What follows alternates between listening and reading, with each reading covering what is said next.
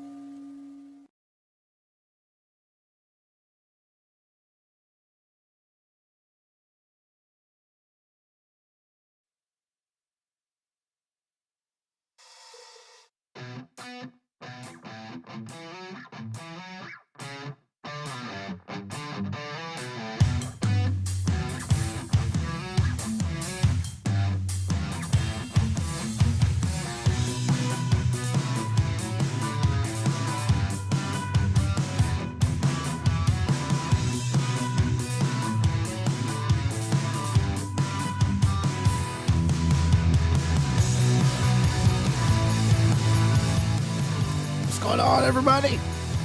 It is time for DDK Saturday night. Ready to light it up with you guys. Missed you guys so much last week. You'll have to excuse my voice tonight. It's going in and out. So, just some health issues. And we're ready to have some fun tonight. Kick it off. Doing it up right. We're going to have a great time tonight after being off last week. As you know, we are now every other week right here on the DAV Network. So make sure you pour out your drink and get ready to have a rockin' DDK Saturday night time. We got a couple special guests that's going to join the program tonight. And we want to pour one out for Mr. Chuck. Many people will miss him. He was well known throughout the community, the belt community, wrestling community. Our thoughts and prayers are with his family as they are mourning the loss of him. He was in wrestling over a 20-year career in wrestling, professional wrestling. He wrestled for WCW, WWF, and he wrestled for the likes. He wrestled Ricky Steamboat. He wrestled Sting, Lex Luger, Steve Austin, Bobby Eaton, Andre the Giant, Kurt Angle. He worked under many different names in independent wrestling, but he was most notably noted for, and one of the fan favorites was Mad Max. He was a big NC State Wolfpack fan, so as a Duke fan, I'll do it for him one time tonight. That's it. But may you rest in peace, and please keep his family in your thoughts and prayers, not just tonight, but going forward, as they lost a good man. And we'll continue to keep them, once again, in our thoughts and prayers.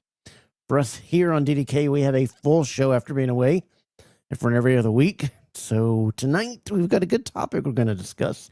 Wrestling's evolution. You know, you got that old school heat versus the modern pop is a topic. Is today's era of wrestling better? Is what we got today better than what we used to have? Even from, let's say, the early 2000s or the mid 2000s. We've gone from KAYFABE to CLICKBAIT. We've gone from HULKAMANIA to hashtags. So we're going to discuss that tonight. And we've got two great guests that we're going to bring on tonight. As we do that, we're also going to be having the picture of the week, the figure picture of the week, belt picture of the week. We got a scammer alert.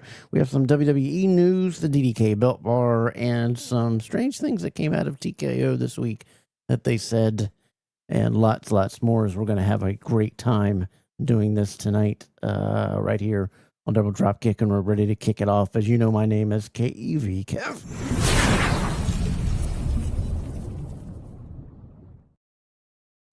Nobody heard that one. I don't think anybody heard that one there. Audio engineer in the back. We'll have to fix that one for there. But let's welcome in, as you always know, my main man, my partner in crime, my sidekick in this endeavor. And soon he's going to have his own endeavor, his own show coming up. We'll be talking more about that, the broadcast, in the second hour. So you want to stick around from that, as well as some more announcements that we've got. But let me bring on my man, my co-host of the Double Drop Kick podcast, Mr. Ethan Thompson.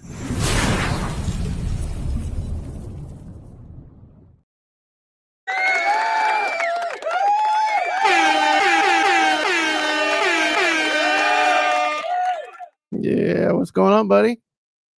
You got to unmute yourself, then, my man. Okay. You mean my StreamYard? What is going on, my man? Do I say living a dream? Are you living a dream? I don't. It's not a nightmare. Does that mean somebody's under the table right now? Because that's not living a dream. Because I can raise that up. So that's how our guest does it. That's how he got his nickname. I heard. I don't know. We'll find that out when we bring him on. Digress. But I can't say that it's bad. Like it's different. Like I said, it's different. Yeah, life changes. Life keeps going forward, and put one foot in front of the other. You have bad days, you put them behind you, and you move forward, and you keep going. Hey, I've learned how to use a dishwasher. I've learned how to do laundry. I'm like, I'm building up the resume here for somebody else. Have you learned what dominant hand are you? Are you right-handed or left-handed? Right. Have you learned how to wipe your ass with your left hand? Actually, that's how I wipe my ass. That takes skill. I don't wipe it with the right.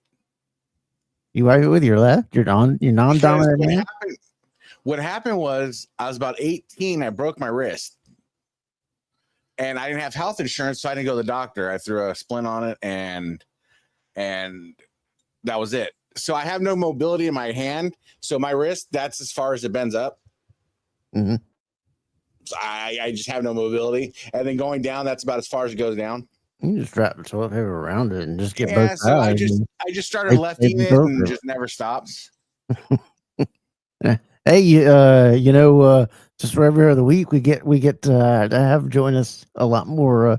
Our special sidekick, who says he doesn't use toilet paper at all. He says that he uses John Cena t-shirts as toilet paper. So we're gonna find that out. Welcome our third special guest, our co-host who joins us every now and then, part of the Double Drop Kick team.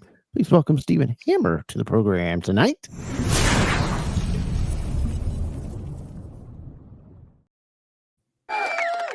Oh, well, wait a minute. There's Dollar Bill Dave too. It's a package deal. Yeah, I had already added him to the screen and didn't realize that. But joining us tonight too, as we appreciate it, over lending. He's on loan, and it was a very expensive loan to get him from the Marked Out Moment page, the Drunken Pop podcast. Make sure you check them out on the Marked Out Moments YouTube page. and check out the other show that they have out on there, Talking Wrestling with On Water Dave and Amy. They do a great job over there. So make sure you see the guys over there. And before we get started, Ethan, you got to tell how they got to find Double Dropkick around. Hey, there's multiple ways to find us, but when you go to Instagram, man, just type in that Double Dropkick podcast, and you'll find our beautiful faces there. Then you can wander over. Hey, I'm still going to the bathroom. Hey, jump on X, find us at DDK Podcast. Find a lot of stuff on X. I'm just saying. And then finally, if you're finishing off your glory, go to Facebook, find us on Double Dropkick, where you can post your pictures of your belts. If you got a belt to sell it on the belt bar. Do what you need to do, and find us on those socials. Do it all. And we are now officially on TikTok at I haven't made podcast. I haven't laid in bed and made that one yet. I've made millions of other crap, but I haven't made one for TikTok, the promo for TikTok. So join us over there. And don't forget our guy also, Stephen Hammer. I got the TikTok in our divorce settlement, so it was okay. There you go. And don't forget to check out Stephen Hammer Wrestling Belt Reviews. Go and join him over there. He does an excellent job of reviewing all kind of belts that he steals late at night while on security. And we love him for doing that. So make sure that you check him out. He does a wonderful job. He has for years. He's one of the best guys in the hobby, one of the nice guys in the hobbies, and we're so happy to have him on the Double Dropkick team. So make sure you check him out. Also check out Spin the Good Podcast. They are part of the DAF Network, and they are every Thursday night, 8 p.m. Central. Mark, Andy, Richard, and Ben do a wonderful job over there. They've had a couple of great shows here. They've been on fire lately. Make sure you check them out every Thursday night at 8 p.m. Eastern. And also go check out Mark Leather, Mark Championship Leather on Facebook. He has some openings. Go over there and hit him up, get him up. He's one of the best lacing guys in the business. So make sure you check him out as well. We established this on Thursday. He does HD lacing. Yeah. He does HD lacing. We're starting a new term, new hobby term, HD lacing.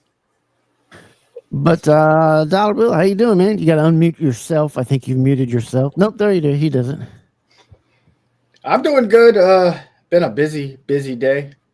Busy day. You ain't lying. You ain't lying. What'd you have going on? The wife's like, "Hey, I want you to smoke some bacon wrapped pork tenderloins today." Boy, that sentence did not start out right for me drinking coffee. I was like, wait a minute, bro. I'm in the middle of drinking coffee, and he says, let's start out with, hey, the wife says to me, hey, why don't we start smoking? Oh, whoa.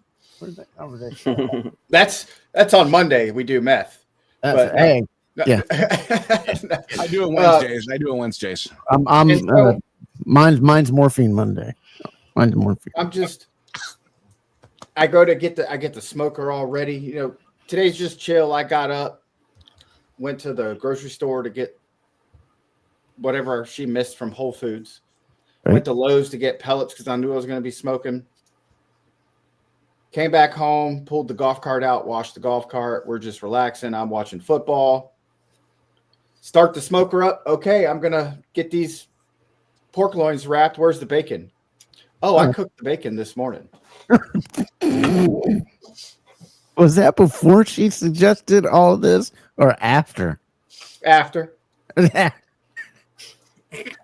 said, okay, so let me run to the store now and buy some more bacon. So I got a late start on it. You even ran to the store while your stuff's still smoking. You had to run to the store. Yeah. So, well, you're a nice guy there, bud. Right. Well, she was cooking a chicken and she's been cleaning. And she's got a whole mess down in her kitchen right now. She just found mold in one of the cabinets. Ooh. And we have a brand new house, so it builds up in those cabinets that don't have any ventilation. Well, it's our neighbors had it as well. They didn't really when they built these houses, they didn't grade the yards right. So we've already put in 2 French drains, and now I'm going to have to put in another one because our air conditioner is right there. So the condensation for it, where the 2 air conditioners leak, it just floods my yard there. And so now mold's building up. So now I have to get that dug out. Do you have a dehumidifier underneath your house? I don't know if I can put one in the ground. Underneath your house? You don't have like a crawl space or anything like that? Nope. You can even put them inside of your home, some air purifiers. That'll help too. Here I have an air. We got one of those. She just bought one of those I can't think of the name of it. It's a really nice air purifier that we've Yeah, got. we have going. one of the we have 3 of them really expensive ones. The wife's real keen on those. Yeah, they do a wonderful job, and they have an ion setting that does the smell and does stuff. They help with that stuff too. So she just found it today. So now she's been down there pulling everything out of that. So we've already got somebody. We're waiting on a quote to come do the new French drain and all kinds of everything. It's just, dude, I will never, ever buy another brand new house. Not the way they're building anymore. I would go with a house that's made before 19 or in the 90s or before. We had, and so now I spent $1,000 on the 2 AC units yesterday. They just came out to do the random, every 6-month inspection. He goes, yeah, you got a mold buildup in one of your lines. So I can replace it, but it's just going to grow back. So I had to buy some new lines with a UV light thing on them. So it's $500 each. So I never had any issues at our house in Illinois. We lived there for 13 years. I never had any issues with anything. And the house was built in the 70s. What are we doing? So I take it you live somewhere humid. Alabama. There you go. That did. We're here in North Carolina. We have a dehumidifier in the home, but our farmhouse here is 100 years old. So we don't have any mold problems or any of those issues just because of what it's made of, and everything's just wood. But we did put a dehumidifier underneath the home. But our cabinets do get hot because there's no ventilation inside the old wood cabinets that you put in. So we do what we did is on the side, we put one of those decorative panels and that you drill holes that's allowed air ventilation. And then we also put a little bottle of damp red in all our stuff and all our closets that help with the moisture. But man, I'll tell her to put some of those in there. See, and in Illinois, I had multiple humidifiers running all the time because it was so dry there. It killed me. Because I'm from South Florida, so I need humidity to live, or else I'm just going crazy. So I would get so my California. We really don't get California. We really don't get mold so much. Like you don't get that humidity is that leaches and stays around. We get the tweakers. When you get the humidity, when you get that humidity, that's the same number as your temperature outside. You're in trouble. It's just suffocating. You can't breathe, and it stays and everything. It stagnates everything. It's just suffocating, and it can do a lot of damage too. But I don't know why they don't just build houses. I mean, this home has cast iron pipes underneath, and they were the original cast iron pipes that they put under in the 30s, and there's never been no problem with them. No mold. There's no corrosion. There's no breakdown. It's just amazing. Happening all. The way there's issues with every house in this neighborhood, and you build these houses and you're paying as much money as we're paying for these houses, and they're raking in the cash and they're just screwing over everybody. It's ridiculous. Yeah, that's what builders are doing. Austin, we'll get into that. You seem fired up, Austin, right out the gate, everybody. We'll get into all that in the second half hour. As we talk about that, I want to thank, before we get into our topic, thanks everybody for the well wishes. Yes, I did have an episode this Saturday. It's just part of the process of what I'm dealing with, but I'm in great care.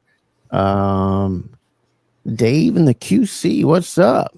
He said, we're going to do some good old talking tonight. Welcome to the program, and a new commenter. I've never seen him comment, so welcome. Well, that's me. Program. I thought that face looked familiar. I was like, we're not talking about the Bears, so it's like, what? Yeah, everybody's been waiting for the ass wiping segment, but we had to wait for Stephen to come on because he, as his job, he watches monitors all day long, and he has some in the bathroom, so he's an expert on watching people wipe their hiney. You got to refine to the toilet paper over or under. I'm an over. Because if it's under, I will leave. It's got to be over. We're not. You go to snatch that thing, it's going flying across the room with 50 more rolls of it on. You got to go over because it's easier to snatch, man. I agree wholeheartly, but again, I'm a refined human now. Like I'm built with class, so I use every bathroom has bidets. That's what we do. That's what we do here now. Ain't crap shooting up my honey hole. Yeah, you got to get on board like the dude wipes, the wipe train, bidets. See, but again, you're just smearing. You're smearing, man. I'm going high pressure blaster 2000. I'm buying a bidet. I want one. No. So we had it in Spain when we went to Spain last year. Our hotel room had one, and at first I thought it was a water fountain, so I was drinking out of it. But you're not like that's what Ethan does after a long drunk night. He goes, "I got a water fountain installed in my house, guys." Hey, it'll shoot. I can turn it on right now. It'll shoot because the one I have in my bathroom has heated seat, LED light, the whole bit. So you walk up to it, it turns on. This is a guy that is real good at shooting guns and the guns. This is a man's man. He's an alpha over here, and he's talking about this crap. I can go right now. Why can't we be both? Because if I take a doo doo, that's that bad enough. That if I take a doo doo, that's bad enough that there's lingering all over my butt. I'm going to get in the shower. That means I've got. Okay, here's the thing. Or I've got something going on. I'm not going to, No, can I digress for a second? Because here's the problem. I have my personality. I have tics. So one of the tics is like I'm a ear cleaner like there's no tomorrow. But the other one is if I poop, I have to shower. And that was just it. I'm a poop and shower person. There's no compromise. So the bidet has allowed me to live a different life where I don't have to poop and shower now. You can poop in the shower and do the waffle stomp. I was just gonna say I'm above the waffle stomp. We got David in the house. Got David in the house tonight. Santana in. What up, David? And we've got a very good the 10-minute segment. Make sure you stay in that 10 minutes with who that segment. That'll be coming up at the top of the second half hour. So we got a good guy, good sneaky guest that'll be coming on 10 minutes with who that we'll spend. It's a segment that we like to do where we introduce you to people around that post a lot and put a face to the name and get to know them in 10 minutes. And if we don't like them, then we never invite them or we ban them from the show. So let's get into this as the comments are flying off. Love you guys. I appreciate all the love. I appreciate all the messages. I'm okay. I'm okay with everything. I sound terrible. That's just what's happening to me. And I'm okay with the guys. I'm getting private messages. Dude, you can't breathe. It's just what's going on with oxygenation in my brain. I'm okay. But we're gonna have a good time tonight. I love this. Prop me up with whatever. We're gonna have a good time tonight. But we had this. And DDK's up. Yeah, love that. We've had this. We've had this topic in the back of our discussion chat for a while about wrestling evolution, and I've seen some takes on it, but it's always comparing it in the sense of what was better, is this or that. I think that 90% or 95% of people that if you were in the 80s or 90s or those eras, that you would 100% say that wrestling was 10 times better back then than it was today. For many different reasons, you can say that. But this is wrestling evolution as we're going. As the years keep going by, and now WWE is sold, and now there's AEW on the scene, and you've got a lot of infighting where, you didn't really have it on WCW and WWE. Everybody just watched both of them and loved it. You really didn't have that, oh, I'm this guy, I don't like that guy. But everybody watched both of them. But you have this today where it's evolving into something that a lot of us that grew up in a different era of kayfabe and no internet and different type of storylines, it's changing today. So I want to open it up the floor first to our guest. Dollar, my question to you is, as you watch wrestling's evolution, as where it started and coming from, and let's start from the 70s or 80s. Let's go there because that was when wrestling exploded. Okay, before that it was really unknown. You really didn't have the TV stuff that we have today and stuff. Technology didn't start exploding till then, but we had an era of when it exploded in the late 70s, early 80s. It began to really explode, and then Mid 80s, it was on fire all the way up until your Attitude Era, and then things kind of cooled off. What is your take of what you've witnessed and your opinion of wrestling's evolution from, say, the 80s into today's type product? What have you most notably seen as one of the biggest changes as far as when we watched wrestling in the 80s to when we watch wrestling today? Well, I think the biggest thing is when we grew up watching wrestling, kayfabe was a thing. It's well known that wrestling is predetermined, a predetermined work now. And you have shows like WWE Unreal. You have, and people can complain about that as much as they want. All Elite Wrestling had something on YouTube they were doing as well. Everybody knows that wrestling is quote unquote fake. Back in the day, it was treated as real. Dr. David Schultz smacking John Stossel or whatever his name is. And it's because he called it fake. And these guys protected the business. It was a big thing. Hacksaw Jim Duggan getting in deep, deep trouble and getting let go by WWF when he was caught in a car with Iron Sheik with the cocaine or marijuana or whatever it was they had with him. So this was a thing. Nowadays, you have literally the wrestlers that are in feuds or backstage TikToking and shooting out videos and reels and stuff on Instagram and Facebook. Right. So it's just a different animal. So now I treat it now as a television show. Back in the day, I think people treated it more like a professional sport. Even though at a young age, my parents hated wrestling. I start watching wrestling and my stepdad's like, why are you watching that crap? It's fake. But who cares? It's just every TV show you watch is fake. Gunsmoke, Dad. So it's just one of those things that you watch it for the entertainment aspect, and I still do.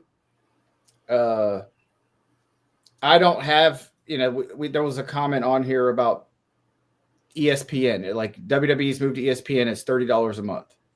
Like, to me, whatever. I'm going to watch it. I'm going to keep Peacock so I can watch the Saturday night main events that'll be on Peacock. I already have Netflix because my wife watches Virgin River and all those girl shows on Netflix. I literally have every platform known to man that you can stream something on other than Apple Plus. So ESPN comes out with something, that's okay. I'm a huge sports fan, so I'm going to watch it anyway. So college football and pro football and all these different things that'll be on ESPN, I'm going to have it anyway. So now I'll just keep watching what's there. But it's a different animal. To me, I think 88, 89, 90 time frame was peak as a child. Mm-hmm. And then you go through the lulls of 92, 93, 94, 95. And then wrestling really exploded in 97. And I think 97 is where it really became mainstream with the NWO going crazy and Austin 316. It wasn't taboo to be a wrestling fan anymore. So you used to be looked down upon like, oh, you watch wrestling? Well, then when I was in high school and Austin 316, everybody was wearing Austin 316 shirts. Everybody was wearing DX shirts. Everybody was wearing NWO shirts. It didn't matter. And even the girls that didn't what they knew who Stone Cold Steve Austin was. They knew who The Rock was. They knew what the NWO was. So it became more of an accepted culture then. And now it's gotten so big, and WWE's done an amazing job expanding it, because I will tell you from 2006 till about when Triple H took over, wrestling had gone way downhill. And Monday Night Raw, I couldn't tell you the last time I sat through 3 hours of Monday Night Raw back before the Netflix move. Even now, I'm a parent. I have 2 children. I can't watch it all the time, but I still, with Twitter, I'm able to stay engaged as to what's going on. And I watch as much as I can, but I don't ever watch SmackDown. I don't ever watch AEW. I don't ever watch TNA. I will see some NXT from time to time and some Monday Night Raw. But you can bet that when there's a PLE, I'm going to watch it. But that's it. But they've done a masterful job growing the company. So, and making it more of a mainstream acceptance. And I know a lot of people have issues. They're like, oh, they're putting all these celebrities up. Well, that's how you grow the business. And that's how the business has really grown. And I mean, WrestleMania 1, they filled Madison Square Garden up with celebrities. And they've always done that for WrestleMania. Well, I think those early on days, they needed those celebrities because they didn't have the eyes and they didn't have the Twitters and they didn't have the things. So they needed those celebrities on those taglines to get people to come to those shows. I think today's use of celebrities is for people like me, more of an annoyance, because it's these people shouldn't be in the ring doing what they're doing or doing some of these things, or how we got Travis Scott that just left us completely flat. That was terrible. And people are saying, oh, well, they're using it for the boost. And my argument to that, and then that's fine, and I respect you're into this, but I'm like, well, who didn't know of WWE before Travis Scott showed up to begin with? I mean, there was more people who know about WWE than I can guarantee you they knew who Travis Scott was, just because he has a Twitter following. Numbers on Twitter aren't always what they appear to be, you know. And I think early on in those days, they needed that star power. They needed that Mr. T, that Cyndi Lauper, those guys that pushed it to the next level. But that was their version of the internet back then. Because you get Mr. T or you get Cyndi Lauper wearing a WWF, something like that. It drew eyes. That was kind of the low rent version of the internet in the 90s and the 80s. You know what I mean? We had real talk shows, and they were on their news programs, and they were on Saturday Night Live, and they were on our TV shows, and they were doing, Hulk Hogan was on, many sitcoms and things like that, and your movies. That's where the notoriety began, and you can really push everything from Hogan, really, and Vince McMahon pushing everything over on what he risked on WrestleMania and then pushing it over. Until Steve Austin and The Rock became stars in the late 90s, the only wrestler that people knew about that didn't watch wrestling was Hulk Hogan. And it pains me to say that. Haven't been a fan of, I was a fan of all wrestling. But even they tried a lot of wrestlers. I remember when Warrior was on Regis and Kathy Lee at the time. Was it Kathy Lee or Kelly? Kathy Lee. Regis or Arsenio Hall. Yeah. Yeah, but I mean, a lot of people didn't watch Arsenio Hall. It was a late night show. Regis and Kathy Lee was a daytime show when people were at work. Johnny Carson when the wrestlers were on there.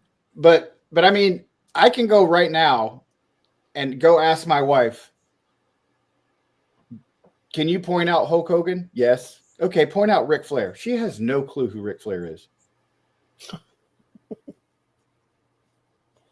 She has no clue. The Ultimate Warrior, my wife thought the Ultimate Warrior was a woman. She's a big woman. One year for Halloween during COVID, 2020, as part of ad-free shows, we did a Halloween dress-up party. And I dressed up as my good buddy, Jay-Z Flair.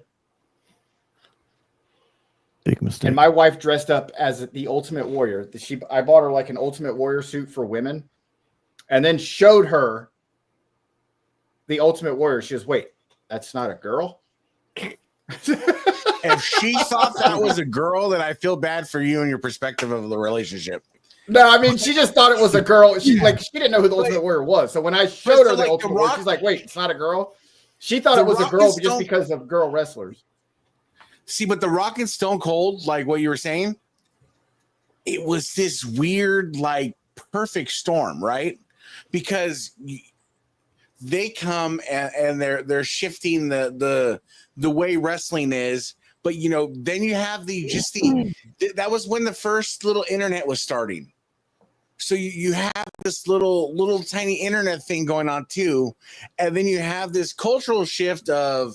In the late 90s, in the early mid 90s, you had this kind of cultural shift going too. So it was this whole big, like, The Rock and Stone Cold were just the perfect storm.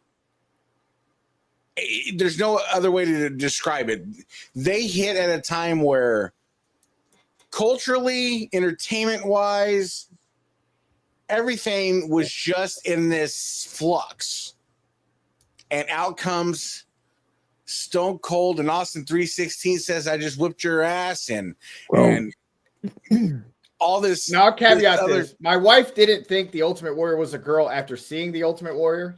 She just got a female Ultimate Warrior Halloween costume, so she thought the Ultimate Warrior was a girl. Yeah. But that's they don't know who any of these. My wife, the only reason she knows who Roman Reigns is because she'll walk by the living room when the TV's on. Roman Reigns could walk right in front of her, and she'd be like, "Who's that guy?" Right. And as so we've heard Dave and how he's seeing it progress and whatever, and we've seen a little bit of what Ethan has talked about as far as you going, and I see Ethan's point to where WWE was capitalizing on going a bit edgier, and I only say that happened because of Stone Cold wanted to do that more. He wasn't allowed to do that where he was at. And if it hadn't have been for Stone Cold and Rock's feud, WWE would be owned by WCW. We wouldn't have WWE today because they were falling. They were getting their tail ratings. But Stephen, as we talk about just the wrestling evolution part, and then we'll get into the old school and new school stuff and wrestling styles. But as the wrestling evolution part of this conversation, what is your take as you've seen wrestling evolve, as you've watched it from when you were little to now, and what have you seen in the changes of wrestling evolving? Like a lot of us, I think we watched the WWF golden age, like the Hogans, the Warriors, Macho Man, all that stuff. I got a little bit older, watched the Attitude Era, thought it was the coolest thing ever when they went public with Shawn Michaels and Stone Cold and all that stuff around WrestleMania 14-ish, when they went public in like Boston, Massachusetts. And then that was when it really exploded. They were on TV Guide, all that stuff, right? It was just a really big deal back then. And then as I get older, go to the home video rental places, rent like older VHS tapes, older wrestling, your NWAs and all that stuff, and watching the old beautiful Bobby Eaton and all.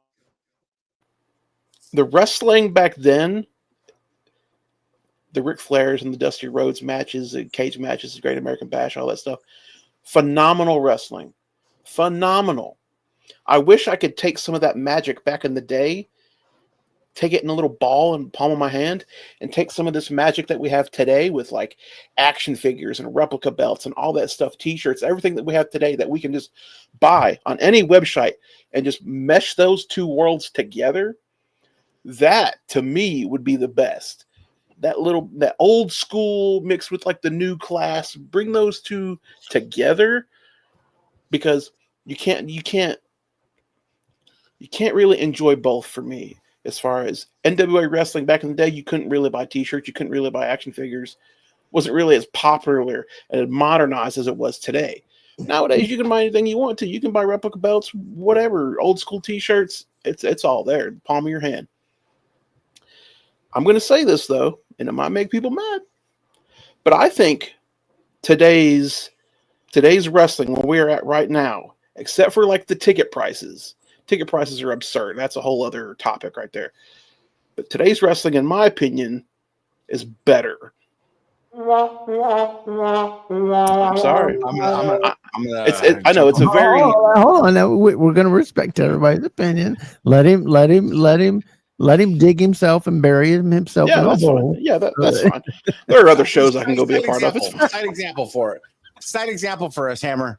Because I almost unsubscribed from your channel by accident, real quick.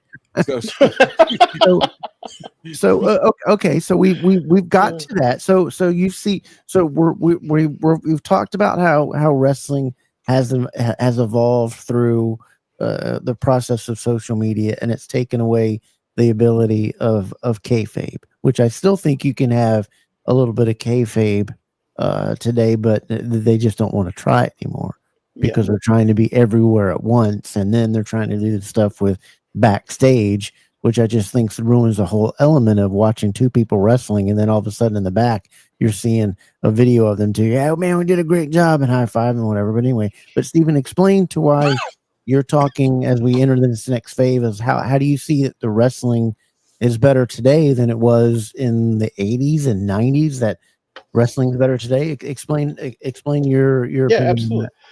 I just think I have a more appreciation for it, because when I was a kid, I wanted to see all that backstage stuff. I wanted to know how it worked. I watched those. It was like a UPN documentary way back in the day of like the inside secrets of professional wrestling, and like the guy taught you how to like take a leg drop the safe way. Taught you how to, to gig and get, color and blood all over your face. I was fascinated by all that stuff. I loved it. And then WWE does this thing, Unreal, like he said, AEW did their backstage thing a couple of years ago with Cody Rhodes. They did all that stuff, all that. I'm fascinated by all the backstage stuff. I like seeing how things work. I like seeing these wrestlers call the matches and like, hey, make sure you hit your spot. Otherwise, we're going to go to commercial. We're going to miss everything. I'm fascinated by all that stuff. I like seeing the athletic part. A lot of these wrestlers nowadays are in really good shape. They look fantastic. They're not overweight. Jim Bob from Hoot and Holler, West Virginia or whatever. I think they look great. They do a really good job of doing a really good entertainment show. Like he said earlier, it's an entertainment show. It's not wrestling anymore. They do wrestle, but it's entertainment. And I like being entertained. I like seeing that backstage stuff. Ethan, what did you want to say? Well, so I'm trying to digest what Steven just said because it just threw me for a loop. So with wrestling and everything that happened, like we said when I was talking about Stone Cold and The Rock and the perfect storm, right? And the internet, the advent of the internet, and that was kind of the death of kayfabe. And it was like this giant like tornado just like flung everything in like separate directions, and nobody's really figured out how to gather it and put it in a usable situation anymore. So like Steven, I was super fascinated by what was happening backstage. But me as a child, I'm thinking Undertaker's walking around backstage and people are avoiding him. That's the kind of backstage I wanted to see. I didn't want to see Undertaker, hugging it out with Triple H and having a tearful moment, because that wasn't the Undertaker. That wasn't Triple H.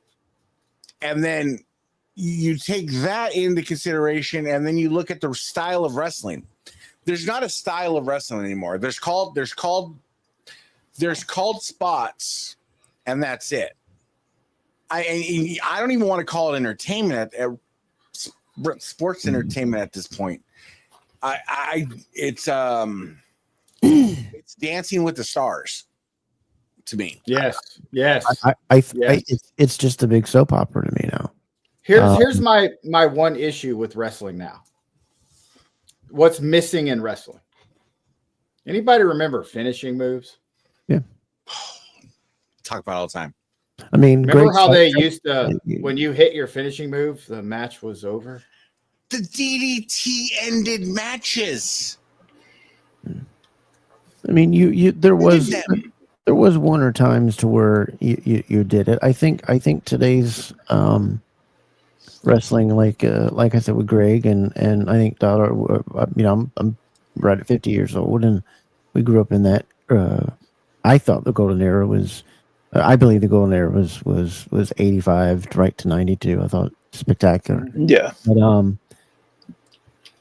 they were telling when us you got hit by a chair when we were growing up in wrestling, if you got hit by a chair, you didn't get up. You were off TV for a month. You didn't come back and win the match. Well, you certainly didn't get up 2 seconds later and was doing the same thing to the other guy. Yeah, you didn't get hit by a chair and kick out at 2. That's for sure.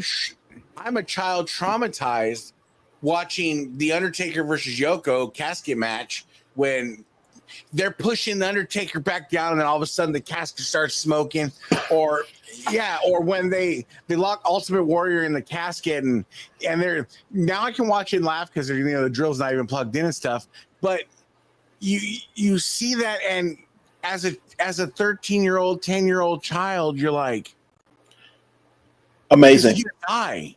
Oh yeah, I loved that. I used to rent. I think it was Royal Rumble in '94. Might have been '92.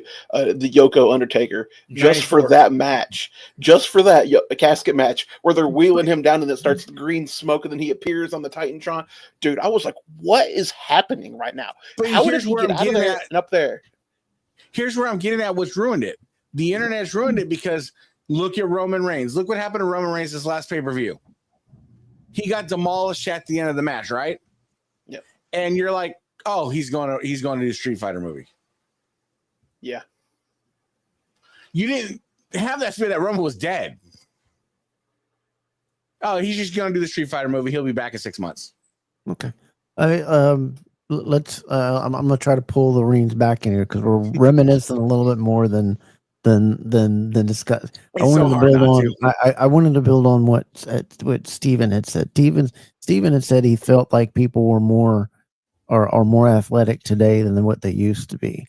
I say look at any NFL lineman and tell me different wise when they are 400 pounds and can outrun you, or Rick Flair, or some of the biggest guys in the business. Wahoo McDaniels can do 60 minutes at 12 o'clock match, and then at a 4 p.m. match in Norfolk Scopey was doing another 60-minute match. I liked when guys. I liked when guys all didn't look like they were all big and muscular. I liked some of the guys that looked normal. And I liked the guys that were big. I liked the differences in that because it gave you variety of the wrestling style, and they were able to show the wrestling style off. What I don't like about today's wrestling is the way it is in today's wrestling has turned into more of a soap opera, to where they're cheating you on Monday nights and Friday nights or whatever these shows are, and they're just putting them out there. And if you look at it, about 60% of the time, it's just two people talking in front of each other, giving one-liners after one-liners after one-liner about a match that they're going to have that's still a month and a half away, and they're going to wrestle other people in the meantime for title matches before that. And it makes no sense to me. And I don't want to see, in the old days, you didn't have, when people came out and got face-to-face and talking, you were going to brawl by the end of it if you said some of the stuff that you say today. I don't like all the miking, and I want to see wrestling. I would like to see them getting back to an era to where you could give your champ more time off if a couple of weeks or this Friday night you weren't focusing on the world champion, you were focusing on the tag team division. Or this Monday night you were more into the storylines. You could stretch out your storylines. You could do more things. But the other thing is I think jobbers need to come back so that we can see wrestlers and new generation of wrestlers show off their abilities, show off their finishers, and show off the skills that they have and that they're coming in. Today's wrestling is you bring a brand new person in and he gets buried right away because he's facing the top talent and he's already got 12 losses on his record before, or it's 2 years later before he's brought up or done anything to it.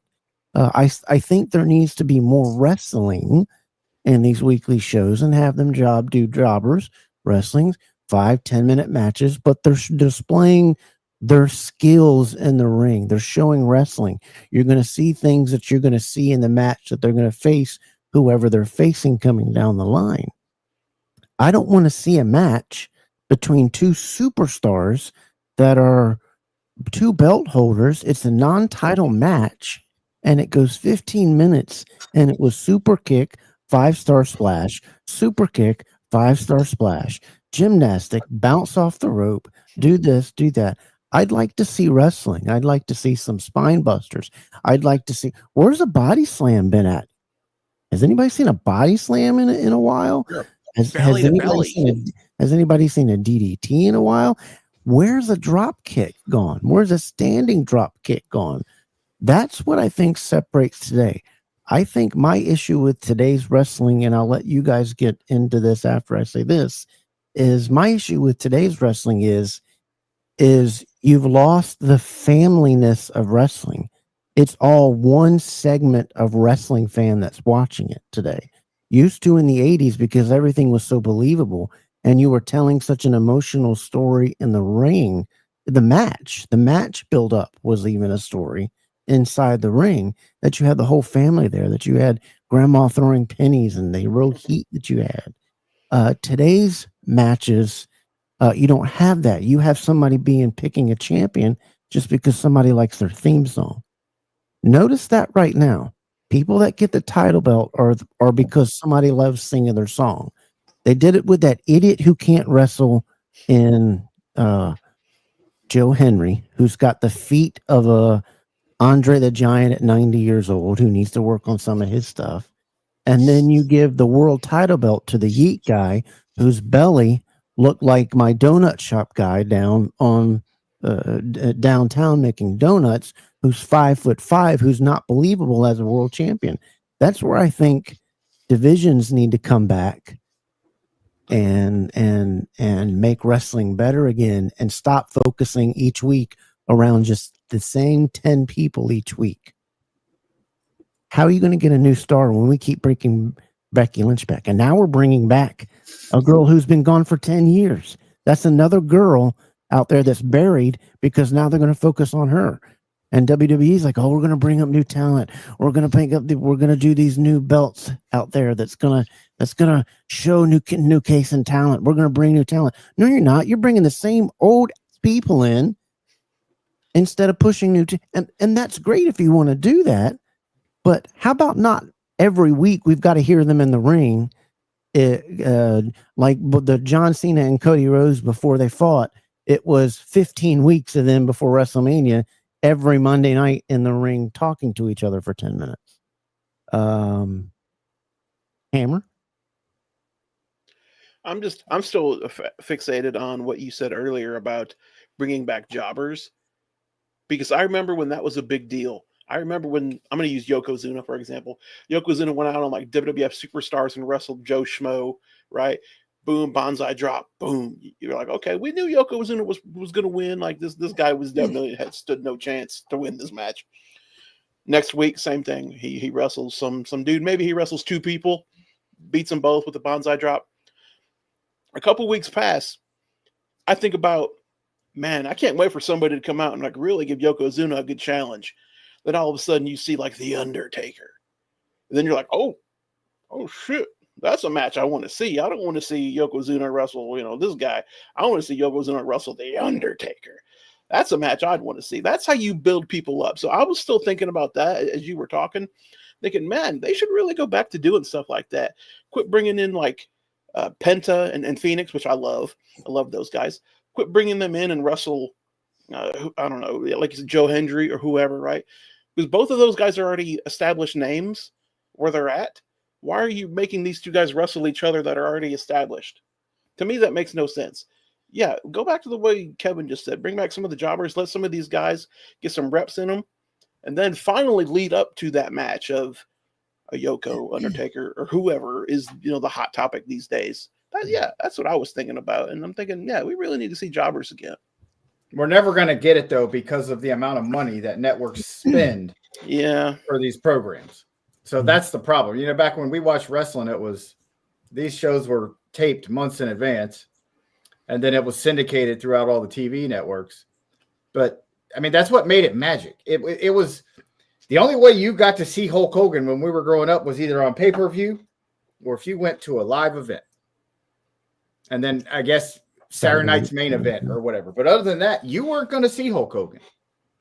Yeah, the first couple of seasons of Raw, the first couple of years of Monday Night Raw, it was all jobber matches. And then you had, our showcase of the night, Damian Demento and The Undertaker, or Lex Luger versus, Coco Beware, or just whatever. That's what it was when. So you didn't have 3 hours. And I mean, you take Monday Night Raw. So Monday Night Raw now is 2 hours and 10 minutes, whatever. And they have 45 minutes, 50 minutes of wrestling. And the rest is all filler. If that. So, and good. And I'm all for, I've said this before. My main issue with the new generation or the new era we're in of wrestling, I don't love long matches. I don't need to see a 30-minute match. Thank you. Listen, I'm sorry, everybody who is watching this show right now, but I'm sorry. We're not in 1970 anymore, and headlocks don't sell tickets anymore. Get over it. Headlocks don't sell tickets anymore. It's everything else that's evolved. It's merchandise sales. It's all these streaming services. All of that brings in revenue. Not a dang headlock anymore. Nobody wants to see Wahoo McDaniel wrestle whoever, put him in a headlock, put him in a sleeper hold, and brother. Nobody wants to see that I'm going to anymore. disagree with you. I'm gonna disagree with you. I'm gonna fight. I got a couple of points. I'm gonna fight back on what Hammer just said. Because what happens is, like you said, you have all the streaming services, you have all the merch, you have all this and stuff like that. That all has a fundamental time and place in the industry, right? But the problem is that there's three problems that I see with what Kevin said. Jobbers 100% should be a thing in the hobby, but or in wrestling. But the problem is nobody's gonna get hyped to see Braun Breaker versus Brooklyn Brawler. Attention span. You know, we're talking attention span. We live in a TikTok era. All right, time out here, Austin. It came to me. It was he accidentally hit something that said you were. It reported it to me on a little side channel bar, and I just ignored it because I know Mark accidentally hitting. It didn't happen to you. What Mark was telling you, his accidentally reporting of your comment came to me as the channel runner or the moderator or whatever, and I ignored it because I know he's accidentally hit it. So everything's good with it. Go ahead, Ethan. I lost train of thought. Sorry, I had to take that time out because he was. No, you're good. What was it? Social media jobbers. Yeah, so you get all the social media jobbers and everything like that, and nobody has the attention. We no longer have the attention span for Braun Breaker to run through Brooklyn Brawler and Doink the Clown. So that pipe dream's out the window. Then you take what Kevin. Can he do anything other than the running ring spear? But here's where I think it comes into play. We need to get back to, again, you don't have to focus on the World Championship every week.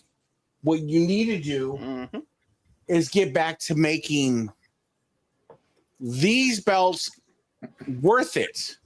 These belts. This was when I was growing up. This is the championship. This is the champion I wanted to be, because I knew Hulk Hogan was never going to lose that title. Me too.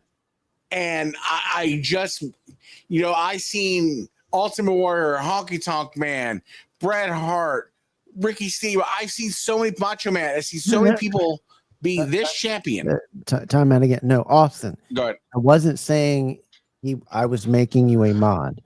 Mark Maggard said that he apologized to you in the comments because he accidentally reported your comment that came to me as the host, moderator, or whatever the channel. It came up here. I got a notification that someone reported something inappropriately said in the comments. Mark said he accidentally did it because he was putting it back on his phone. I disregarded it as saying that. I wasn't saying I was making you a mod.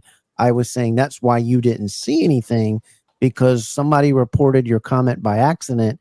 I was the one that saw the report. Nobody else did, or YouTube or anything else. And I ignored it because Mark said he did it by accident. So we'll clear that up. But on the topic of no, not everything's got to be a 60-minute match, and nobody's asking all the time for 60-minute matches. But you say everybody is out there claiming for we don't need them, we don't want. But when all of a sudden we have a WrestleMania and we have a short, we had a women's match that lasted 15 minutes, everybody downed it because that was too short. That was it. Which way do you guys want it? And I understand that. I want to see the titles be great again. I want divisions great again. I don't want a 5'5" champion or any of the guys that are over at AEW that are all 5'5", 180 pounds that all do the same thing. I don't want that. I want my big wrestlers. I want my big things. And people with the headlock thing, it's because those headlocks slowed down the matches at points so the wrestlers could communicate what was coming next. And that's the next thing that I want to come into is I think a lot of wrestling has been ruined by writers, by these idiots who have never done anything athletic except for fart out a car window going at 60 miles an hour, that are writing wrestling moves. And I've learned that they're writing the match bit by bit. Then they're the ones getting on the headset, making sure everything in there communicating with that referee, everything is going on there. And according to timeline, they cut stuff and this, that, and the other. And that's where we get a lot of these sloppy matches. Well, WWE, if you would tell those guys when they come through the curtain, hey, don't take 20 minutes to get to the ring, get in there and let's wrestle. And then the guy's got the earpiece and he communicates, ready. And he communicates, hey, we got 15 minutes. And like in the old days, the referee was letting you know how much time you had left or what you had left, and let these athletic guys who knows each other's skills, who knows what's working in the ring, sees what the fans are liking, who's getting the heat, let them call the match and let them become successful. We're picking winners and losers again by who is having a great entrance song. Dollar? And then we'll go back to Ethan. Here's what I got. I said I don't need 30-minute matches, right? So we have upcoming WRESTLEPALOOZA is the next WWE PLE. There are 5 matches on the card. 5. One of my favorite pay-per-views of all time, WrestleMania 6, had 14 matches on the card. 5.5, 9.5, 450, 740, 648, 19 seconds, 430, 750, 730, 4 minutes, 1150, 149, 3. That's the WWF I grew up in. So, I mean, and that's WrestleMania. And there was, 67,000 people there at that. And, I mean, you had your final match between Hogan and Warrior was 2250. But that's just, I kind of get burned out watching 30-plus minute matches where there's 500 false finishes, and you've had, Cody Rhodes and Roman Reigns kicked out of each other's finishing move 15 times. If they don't kick out of it on Monday Night Raw, why are they kicking out of it on pay-per-views? Because people get pinned all the time on Monday Night Raw from regular wrestling moves, but then magically at PLEs, nobody can ever finish anybody. Make it make sense. It doesn't make sense. And I'm not calling for every match to be 30 minutes. That's a very, very long match. I'm just saying I would like to see once in a while when we have a good title match or a great chemistry of guys that we love to see wrestle, let them wrestle and let them do it. But I don't have a problem with a 7-minute, 8-minute match. My problem is what you did during that 7 or 8 minutes. It was nothing but gymnastics after gymnastics after gymnastics. And all of a sudden you did 12 super finishers and you were pinned by a roll up. I want a storytelling. I want to go back to Dave when we were in the area, and I'm going to say Rock and Roll Express and Midnight Express here, when they got in the ring and the first 4 minutes of that match was them, nope, you're not going to get me in that ring. And I rolled out and I gave crowd the heat and I was kissing on my manager and I was flipping off the crowd and I was doing the heat and people were getting mad. I was telling a story. And then you build up to a good match where you are having moves, not finishers, not super kicks, but great moves in the rings and great tagging in and out, a tag team where you were working on each other and telling a story. That's what I'm telling. And I'm not saying every match has to do, but yeah, when you get 2 titans, I'd like to see a good 15, 20-minute match and maybe once in a while an Iron Man match. But I'd love to see what Ethan talked about. Bring back a TV title that's only fought for on Raw or SmackDown. I know everybody doesn't like titles. Well, I don't like seeing the same one title talked about every single freaking week. We forgot about everything else. Ethan? But I feel like it structurally has to change from the top down. When we were growing up, they didn't have a 20-minute intro to the ring. Like, okay, prime example, Brock Lesnar, R-Truth this weekend, or this last whatever it was, SmackDown or Raw, whatever it was. Last night. No purpose, right?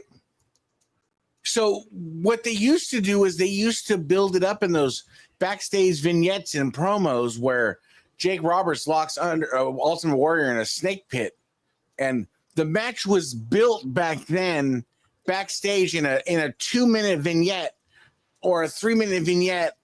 Randy Savage, they're at their wedding and they open the present and there's the Cobra jumping out of the thing and the Undertaker. It was built back then, so when you cut away, it's Undertaker coming to the ring to the match, and it's so-and-so coming to the ring to the match, and then they have the match. And that's how it was built, and that's how it was formulated. But they don't do that anymore. They have these nonsensical things like Brock Lesnar and Archer, or excuse me, Ron Cena. There's no point. It's just a waste of match. It's a waste of time. It's a waste of everybody's intelligence. If John Cena's not going to be there, don't have Ron Killings there he has no place.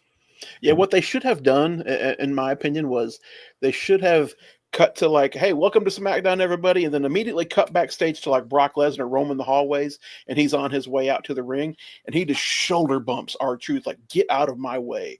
And then that sets up 5 minutes later for R-Truth to come out and be like, yo, dog, why'd you got to do that to me, man? But I'm going to assume, I want to assume that when we see Brock Lesnar and John Cena, that hopefully, fingers crossed, there is something to do with R-Truth here. He comes out and helps Cena win or something against his match with Brock. I hope that whole segment wasn't for nothing, but nobody remembers that segment anyway right now, because all they remember is Brock Lesnar tearing his pants. That's all they remember right now. But statistically, it's probably not going to, just like you think they're going to go out of their way to make sure they finish a storyline with Ron Truth and don't finish one with The Rock. Like, it's just filler. And people are happy because they see R-Truth and he's a funny guy, and he's a great little shtick, but that's all he is. But the truth of the matter is he's just filler. And to tie this up is, you see these that they're pulling back, and there's a room of 10 writers, and like I said, these writers are writing these matches, and then they come in that green room or that whatever room you want to win, and they sit beside a Triple H, and they put on the headset, and they're the one that is communicating that match that they've wrote to the referee, and making sure the wrestlers are doing their moves. They're checking off everything or whatever. And we're running behind a time. We got to kick out a thing.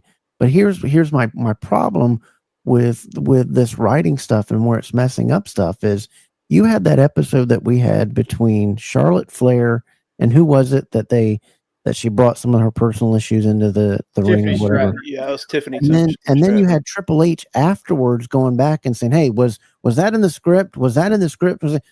Dude, you're in the writing room. You should have known whether it is or not. If you don't know what's going on in your own thing, and you got the guy sitting right beside you when that said, was that on the script or not? That's what the problem is, and where some of these mess ups are and some of these things are, is, again, I think we're letting writers control way too much instead of letting the skill.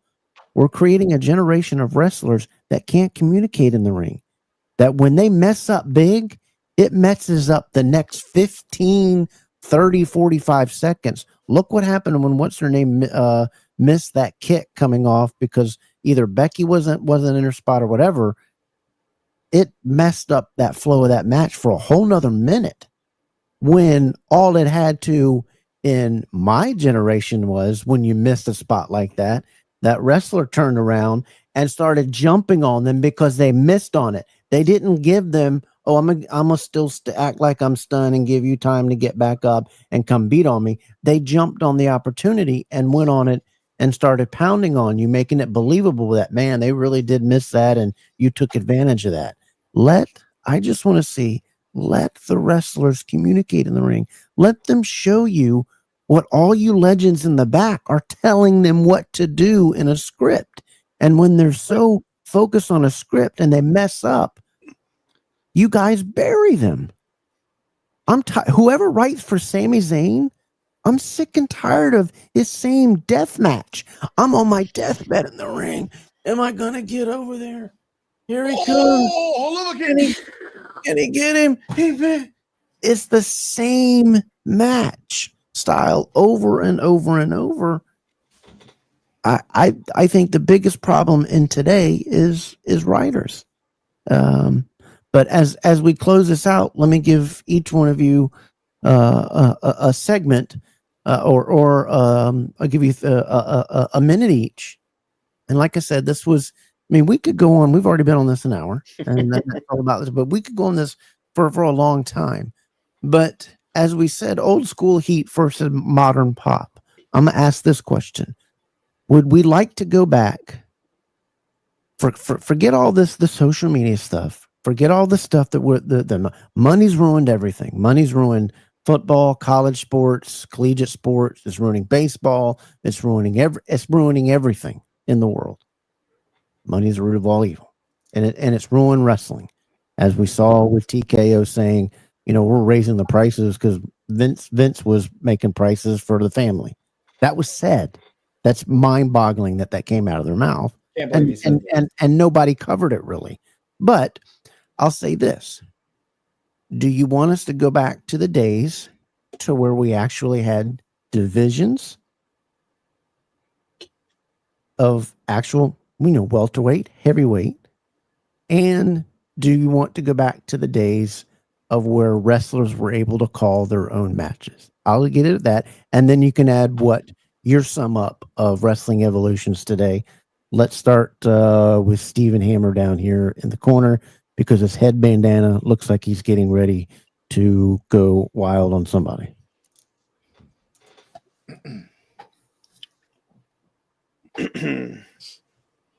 You ready?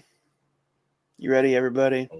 Oh, ready to just to flame me in the comments and be You're so angry. Your 30 seconds is going by pretty quick there, buddy. That's okay, because it's not going to take very long to piss a lot of people Steve's off. used to working with 10 seconds. Yeah, that's just ask Nicole. Listen, I'm sorry. I love all the stuff back in the day, but I'm still taking everything from today. I'm still taking everything from today's wrestling. I love some of the shorter matches. I guess I have that TikTok brain sometimes to where I like the shorter stuff.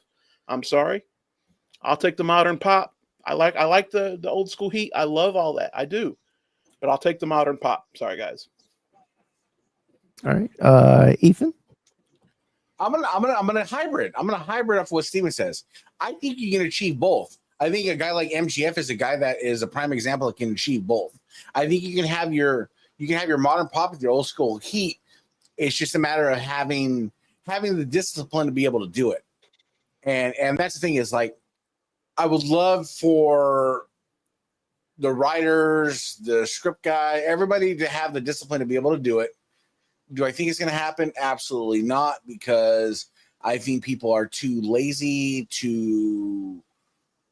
they just, the attention span is not there. But again, I think MJF would be the model of modern wrestling / old school heat. That's a good point. Yeah. Okay. I get what you're saying. Dollar, what Ethan was a bit quick on there. I thought he'd have a little bit more onto that. But what was your take on what I was saying with the what I said, and how would you wrap this up as from what I would always go back to old school.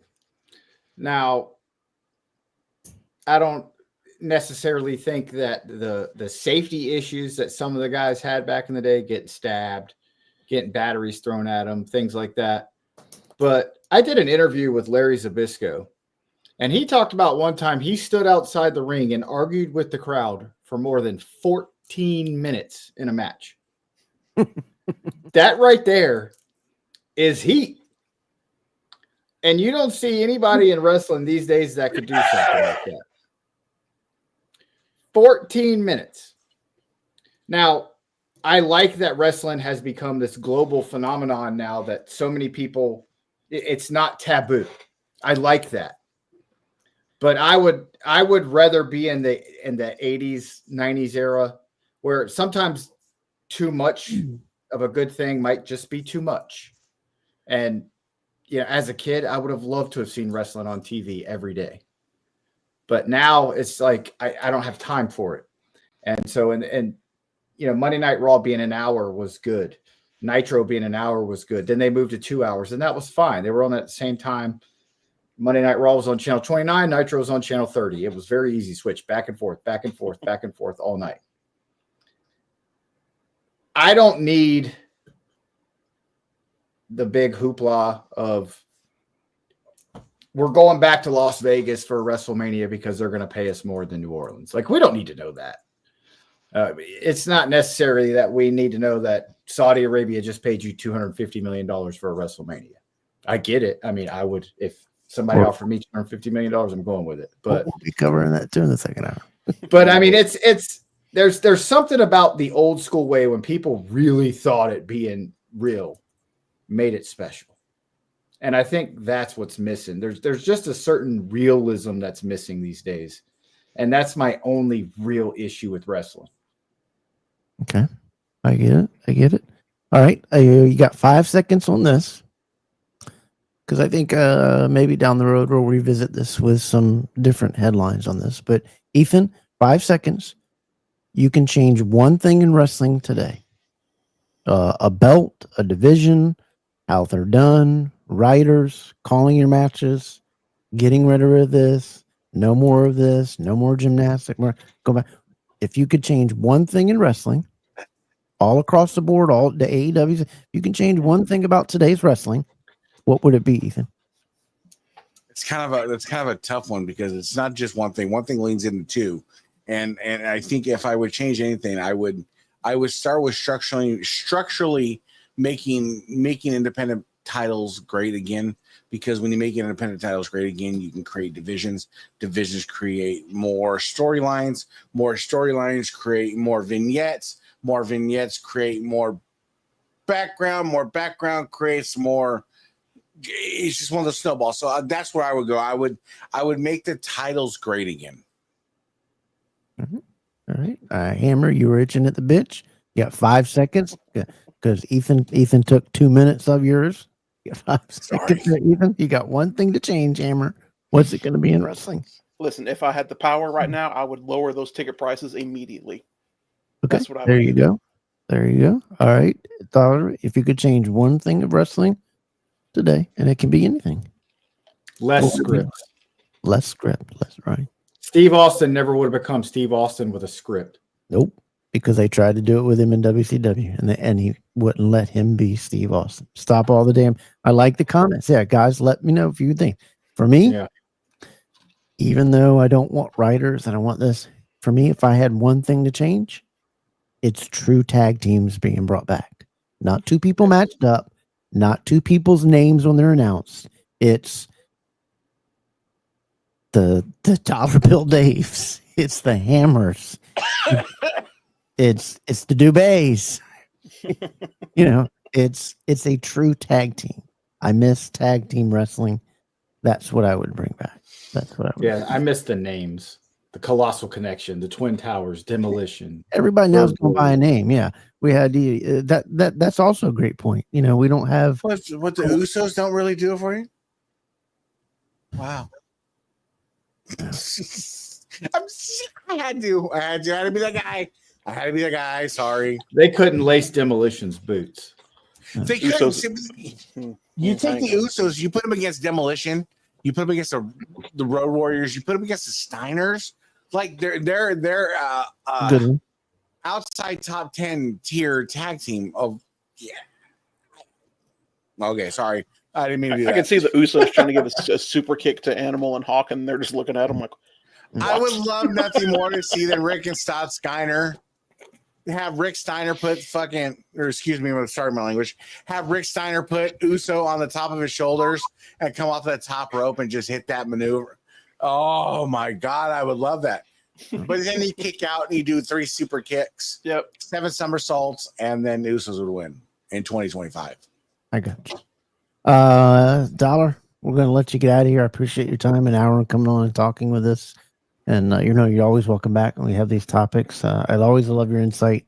You guys are great in there. Enjoy the smoked bacon pork chops, bro. I already had them. I was shoving them in before the show started. So. Once the show's over, I'm gonna throw some bacon in the oven, and I'm just gonna have bacon sandwich. But I'm just gonna have bacon sandwich. Y'all have fun. Thanks for having me on. Dollar Bill, we appreciate it, man. You stay safe and enjoy Love all you that. guys. Brother. And make sure you catch him. We want to plug this. When's your next show for wrestling?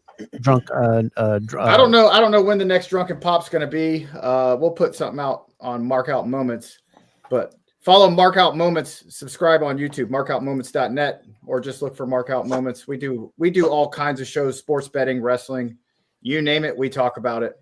So we'd love to see you guys and interact. Is Timmy still alive? Timmy's still alive. Right, Timmy and I will probably be popping on. TJ's some stuff happened at work. He's going to be working a lot more. So Timmy and I are probably going to do some shows without our script that we do, just kind of shoot the breeze. But if you guys like sports betting, we do an NFL and college sports betting show on Mark Out Moments every week, and good times. I want to see what Timmy thought about that Myles Garrett hit. I'm sorry, I digress. Well, y'all have to check that. We're running out of time here. Dollar Bill, we appreciate it, man. Thanks so much. You have a great rest of your weekend, man. Enjoy everything and enjoy an NFL Sunday week 2, man. Take care, buddy. Appreciate it. See you guys. Ladies and gentlemen, Dollar Bill. Great guy, cool guy. It was fun having him give the insight and everybody doing this. And if you're watching this afterwards, like a lot of you guys do, drop those comments down below. You don't have to message them to me and let you know in the comments. I love chatting with you guys, but hey, put them in the YouTube comments. I'll comment you back there of what you thought, and especially one thing that you would change in wrestling today. Make sure you do that. Yeah, everybody knows it is DDK Saturday night. We're ripping it up, ripping and raring, and we're going to get into our second half here and kick it down. Let's kick it off. Right, you're watching Double Drop Kick. It's more than a show, it's a battle cry for the fans who cheer and the ones who fly. Lace up, tune in, now let's ignite. It's Saturday night, the Double Drop Kick night.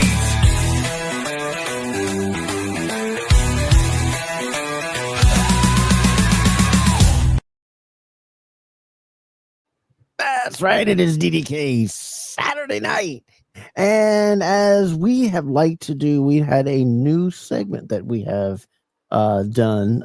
Would this be the second time that we have done this with somebody in the hobby? I think this is the second time we've done this segment. And this will be number 2. This is a segment that we like to bring on somebody that you see post in the hobby a lot. You see them interact in the hobby, chat with hobby. But this gives us a 10 minutes to spend with them to learn a little bit more of them. This is 10 Minutes with Who.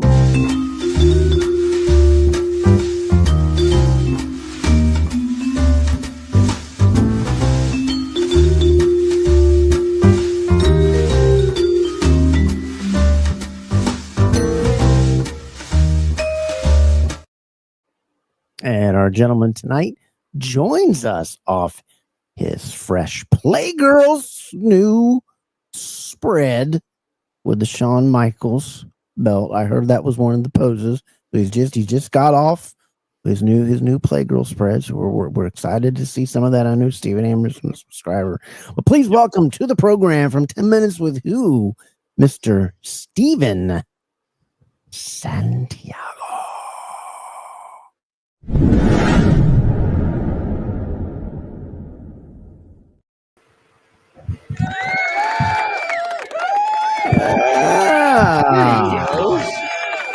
What's up, guys? How you doing there, Stephen? How's it going, buddy? Welcome into the program and doing this.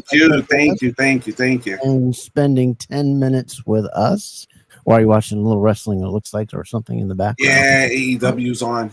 There you go. Well, you can probably just turn that off. Nothing's good. Yeah. Yeah, it's been it's not the same. Yeah.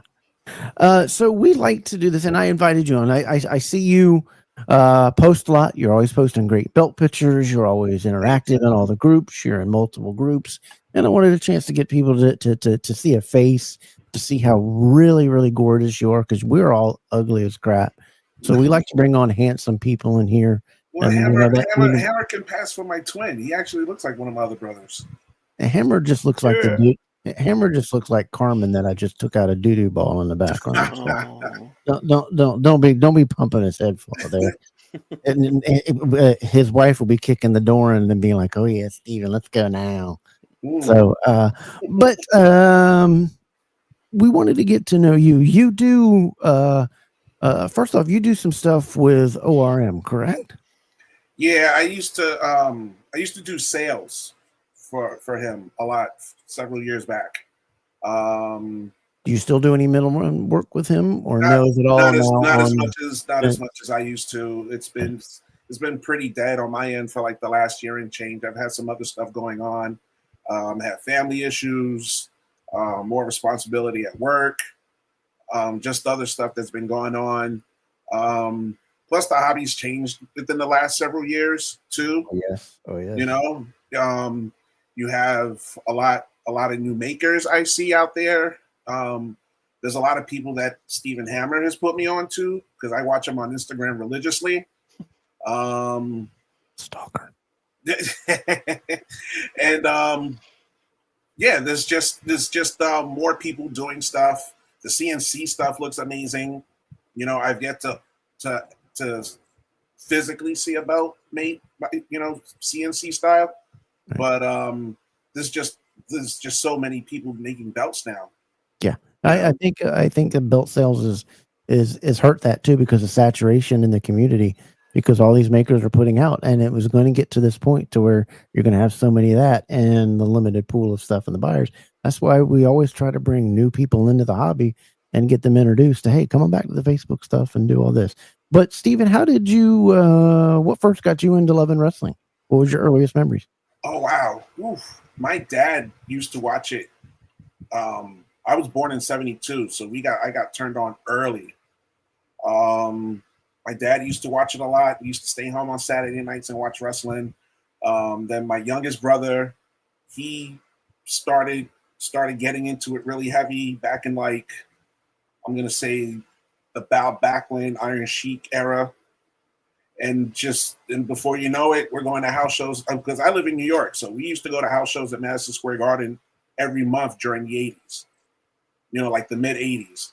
I was there back in 85 when Randy Savage beat Hogan by countout at the Garden, and people lost their minds. I'm like, wait a minute. I thought Randy Savage was the bad guy, but New York was a macho man kind of town.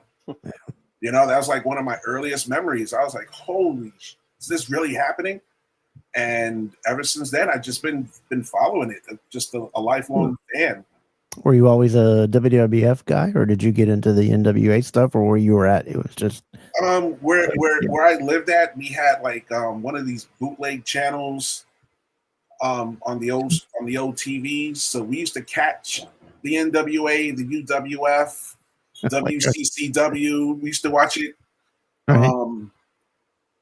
They used to come on 7 o'clock at night here in New York back in those days, like 85, 86, 87. And we used to watch it. And then it was actually called Channel 68. And then before you know it, that channel got sold to the Home Shopping Network. And that was it. Couldn't catch it anymore. Yeah, Ethan just jumped on the Home Shopping Network. We just heard of that. Ethan, who did you grow up loving? Who was your favorite wrestler growing up? What you said earlier, just a couple minutes ago, about classic tag team wrestling, I was a huge tag team fan. Huge. The Bulldogs, the Hart Foundation, the Legion of Doom.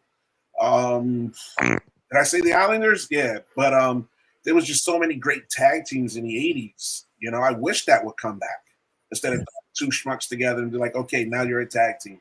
Now you're going to win the gold and you're going to try to boost it up, but it's never been the same. Yeah, that's true. So who was your favorite tag team wrestlers then? Oh, back then when I was a kid, it was the British Bulldogs. The British Bulldogs. Yeah, we got to see them at Madison Square Garden a lot. as you grew into other factions, what about in the NWA? Was it Road Warriors, Legion of Doom type? Oh, the Road Warriors, the Rock and Roll Express, the Midnight You better say that. I was Express. getting ready to kick you. I was getting Yes, ready to kick you off the program. original Midnight Express. Oh, Dennis Conjure. Okay. Yeah. Who else? Oh, the Horsemen. You know, Tully and Arn. Right. You know, even who else? There was just a lot of great tag teams back then. You know, and I kind of miss that. Yeah. I miss that. Oh, come on. You don't like Grayson Waller and Austin Theory? Come on. Oh, no. Oh, God, that was horrible.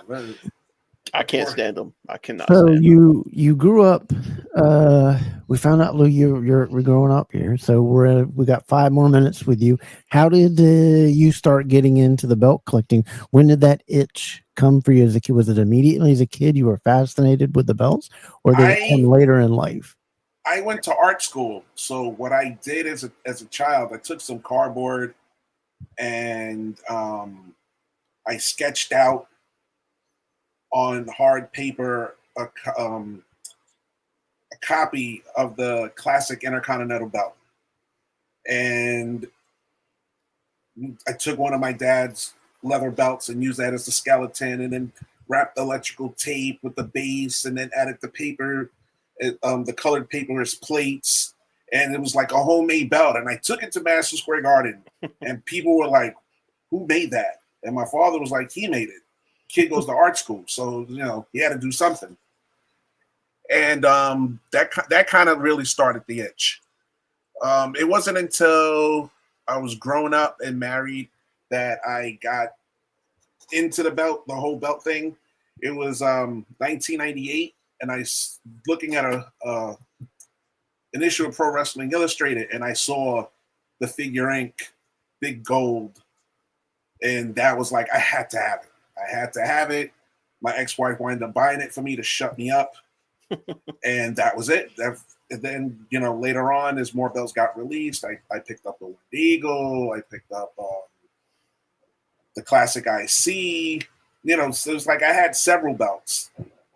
And then finally, a couple of years ago, back in like 2017, I think it was, Omi hits me up online. It's like, "Hey, I see you're looking for a belt, blah, blah, blah. Try me out."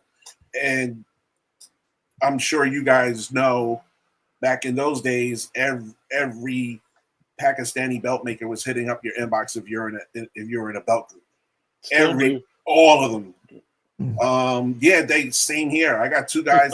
I just had to block 2 guys because one of them was like, "Dear bro, are you ready?" I'm like, "No, I'm not ready. I'll let you know when I'm ready." Yeah. And they just kept doing it and doing it and doing it.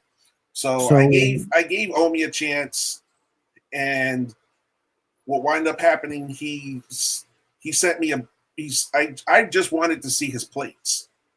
I already had a leather guy here.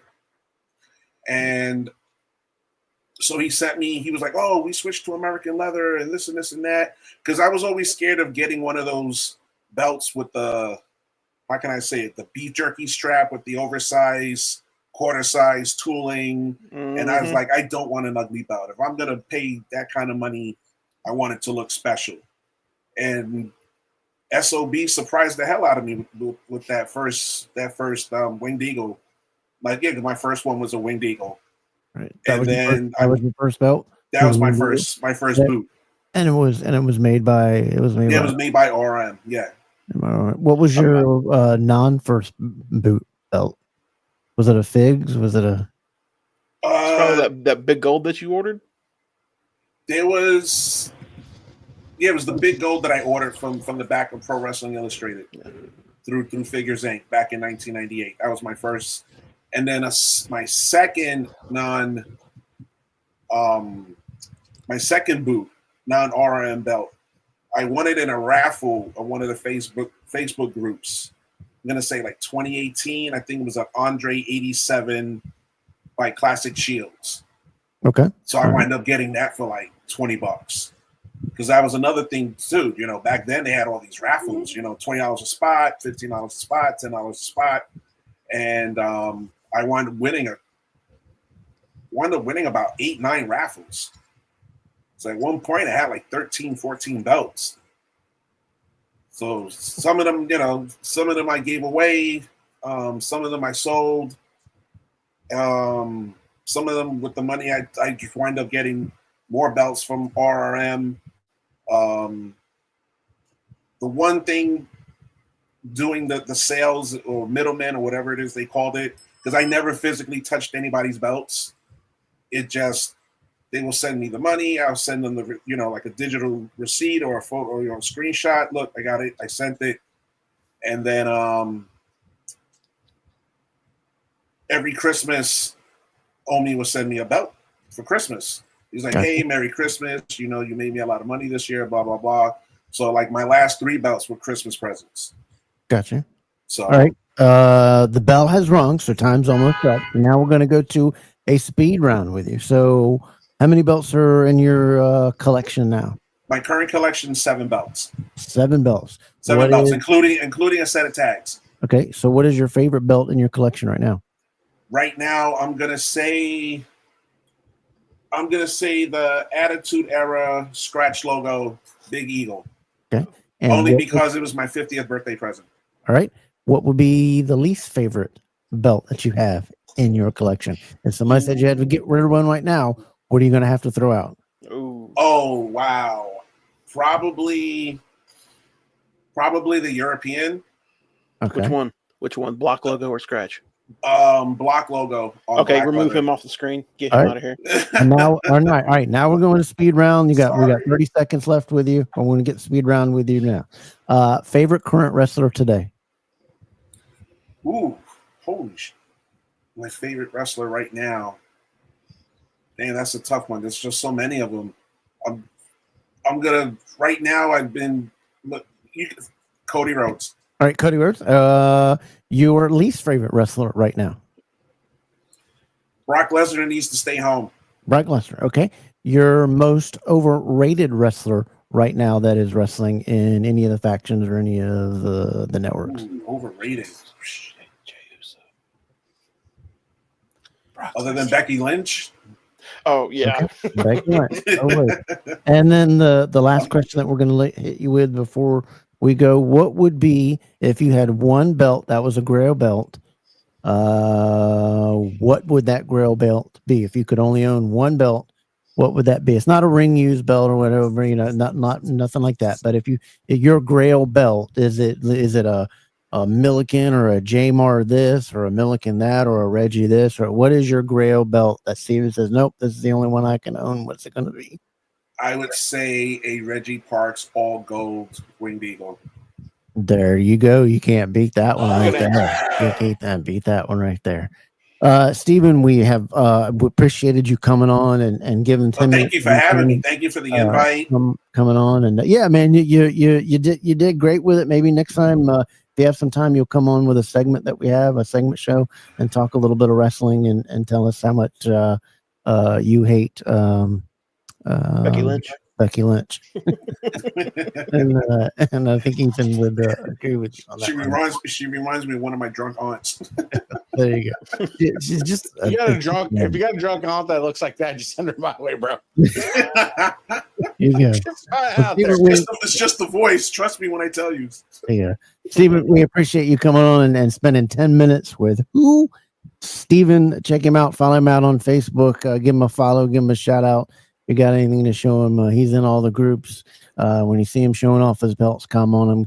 Get in a good conversation with him. He's a good guy in the hobby, trusted guy in the hobby. And anytime you need advice or something to go through, he's a good guy to talk to. And he's well liked in the community. That's why he's on here. So we appreciate you coming and spending 10 minutes with us tonight, man. Thank you so much, guys. Thank you for having me. Appreciate it. To everybody, Stephen Santiago. Have a good night, buddy. Appreciate it. Thank you, guys.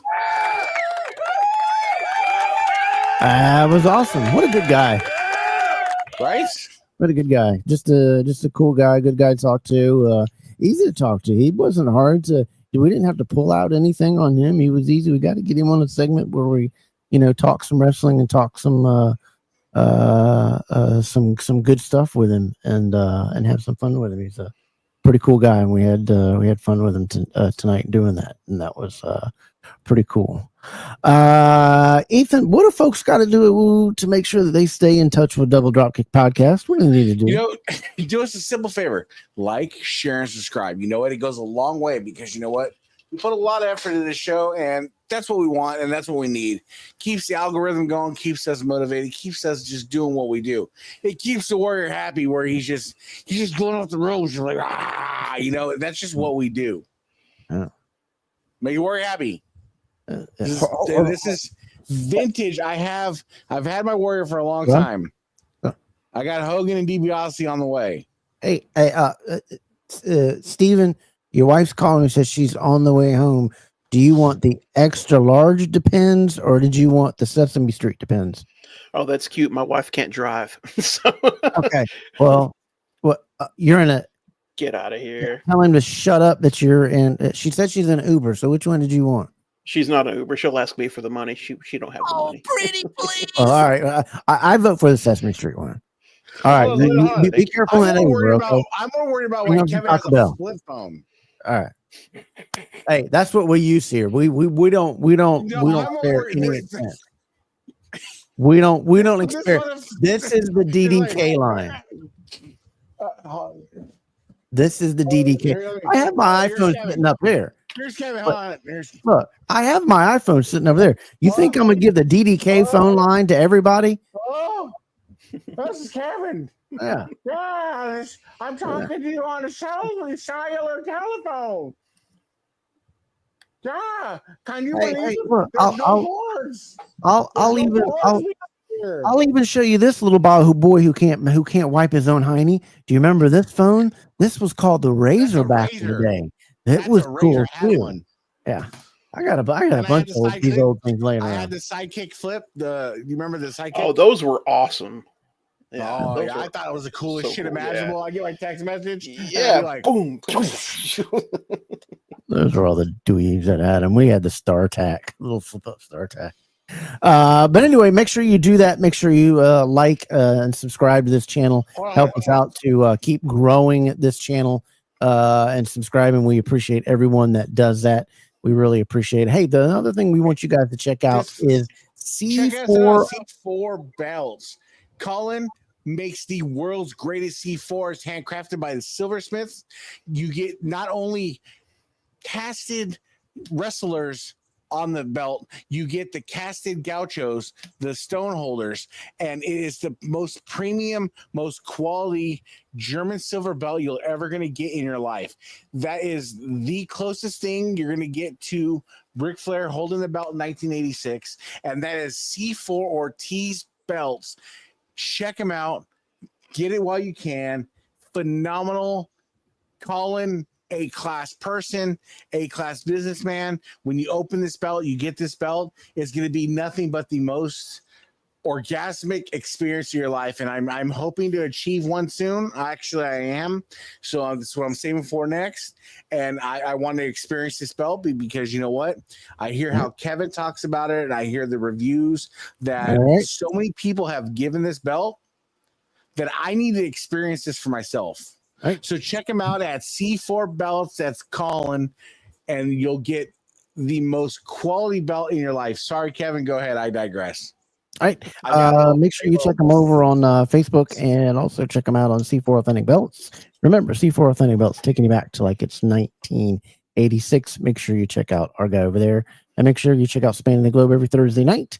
And also Talking Wrestling with Pondwater Dave on Tuesday nights over on the Marked Out YouTube channel page. Right now, we're going to do one of our fun segments that we like to do here on the program.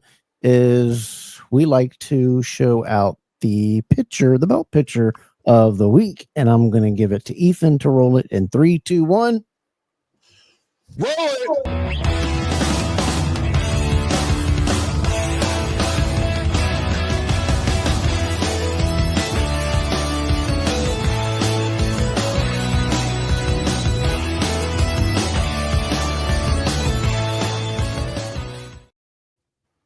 This week's, as we're running limited in time, we'll probably have one of the little segments, but that's all right. This week's picture of the week comes from read it there, Ethan. My computer's in the way. Hold on. Looks like it's Harley E. You're gonna have to have the last name. Surrett?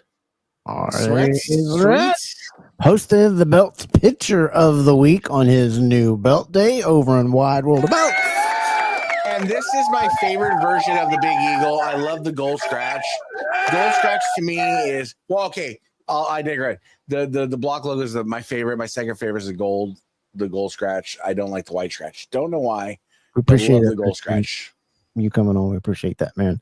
I want to flip phone. Yep, that is the only DDK for that. Yes, C4 is the belt for you. But this is an absolutely beautiful belt. He took a stunning picture of that.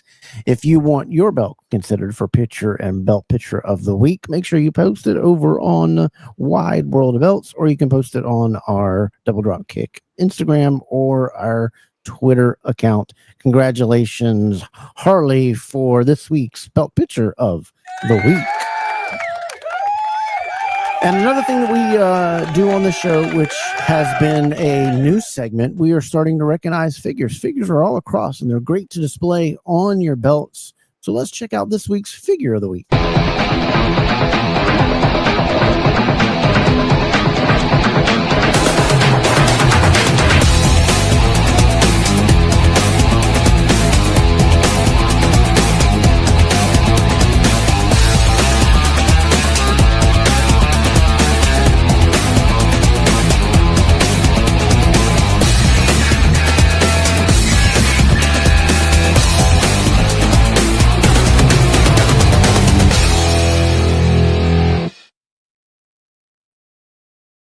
This week's figure of the week comes to us from the big man himself, Jermaine Floyd, with the Crockett Cup and LOD.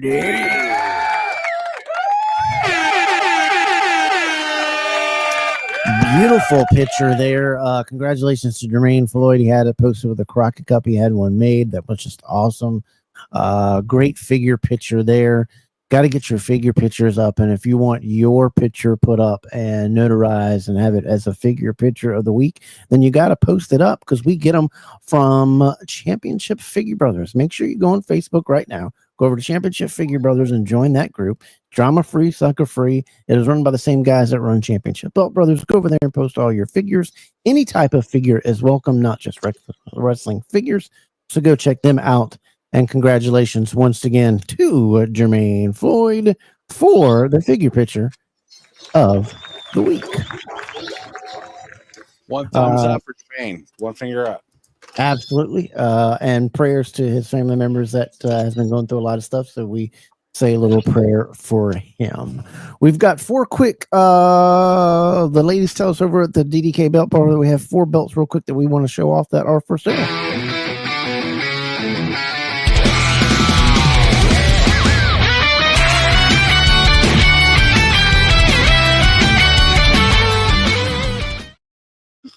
These come to us from our main man over at Hazard F5. He has an FWF on the side plates. It's not on the main plate, so it's a non-logoed on the main plate. It's on the side plates. A Winged Eagle FWF by Dave Milliken. He's got it for $5,900. That does not include shipping on any of these belts. So check out that one. It's a beautiful belt. I love it. That is a non-logoed belt. I had one at one point, and it is a great looking belt. Also, he has a dual-plated Winged Eagle that is made by Classic Shields, $1,200. Absolutely stunning. Yeah, the little middle couple with the wings sticking out over the edge on the leather cut. Beautiful belt. That one is for $1,200, and it does not include shipping. And he also has a DX tribute belt. This is a fabulous belt. You got to get more pictures of this. $1,500. It has a few small plating issues because this belt would be closer to almost $3,000 for the who made it and the intricate details. So if you want to find out more details on that, just hit him up for that belt there. And he also has his last belt for sale. He has a Cena spinner. A lot of guys out there looking for the Cena spinner. I don't see anything up here. I tried to get the graphic up there, but if you want to see the actual picture of the belt, or if you're a John Cena fan and you can see it, I'm not, so I can't see this picture.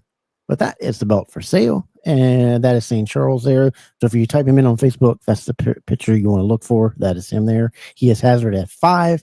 He has those belts for sale, and we thank him for doing that and putting his stuff over on the DDPK belt bar.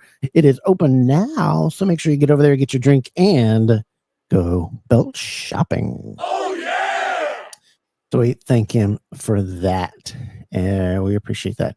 I wanted to quickly go through the stuff that we had with the major announcement and get you two guys' quick thoughts on the announcement of WWE. And I'm going to give you guys just a minute each on this because we don't have much time to dive into it. We'll dive into it a little bit more next time. But with the announcement of WrestleMania 43 taking place in Saudi Arabia, I think it's not your biggest one. Do SummerSlam, do something else. But money talks, and they've bought it. It's 43. Ethan, what's your take on it in a minute? I don't even need a minute. Give me 10 seconds. Rest in peace, WrestleMania. You've officially killed WrestleMania. I'm sorry, but it's dead. I think they did that. That should have never left the U.S. All right. Hammer, what are you thinking? I don't think it should have never left the U.S. I think they should have went to United Kingdom. London, I think, would be a really cool place for WrestleMania. It doesn't bother me as much that they're going over there. Because I'm kind of looking forward to it. And I know I'm on the opposite side of things, but I'm thinking farther ahead as far as, okay, WrestleMania is going to start. It's not going to start at like 7 p.m. or 8 p.m. For us, it's probably going to start at like 1 p.m., 2 p.m., maybe 3 p.m. at the max. So we're going to get to watch it earlier in the day. We don't have to wait around all day to watch it at nighttime. So I'm looking forward to that. I like the afternoon shows for us. I like when they're overseas and like the start times earlier. It doesn't really bother me, to be honest with you. I got you. Ethan, you said it 10 seconds more on why you think it's died. Is just that you think it's something that should WrestleMania? I just think it's something like it's so American. It's so, I mean, this was WrestleMania 1, 2, Trump Plaza, like it just oozes America. Pontiac Silverdome, the site of the World Series, and now you've just sold it to the highest bidder. Yep. And I think that's a travesty. Like, SummerSlam, Survivor Series, Royal Rumble, I could have tolerated, but this is like having the World Series in another country, having the Super Bowl in another country.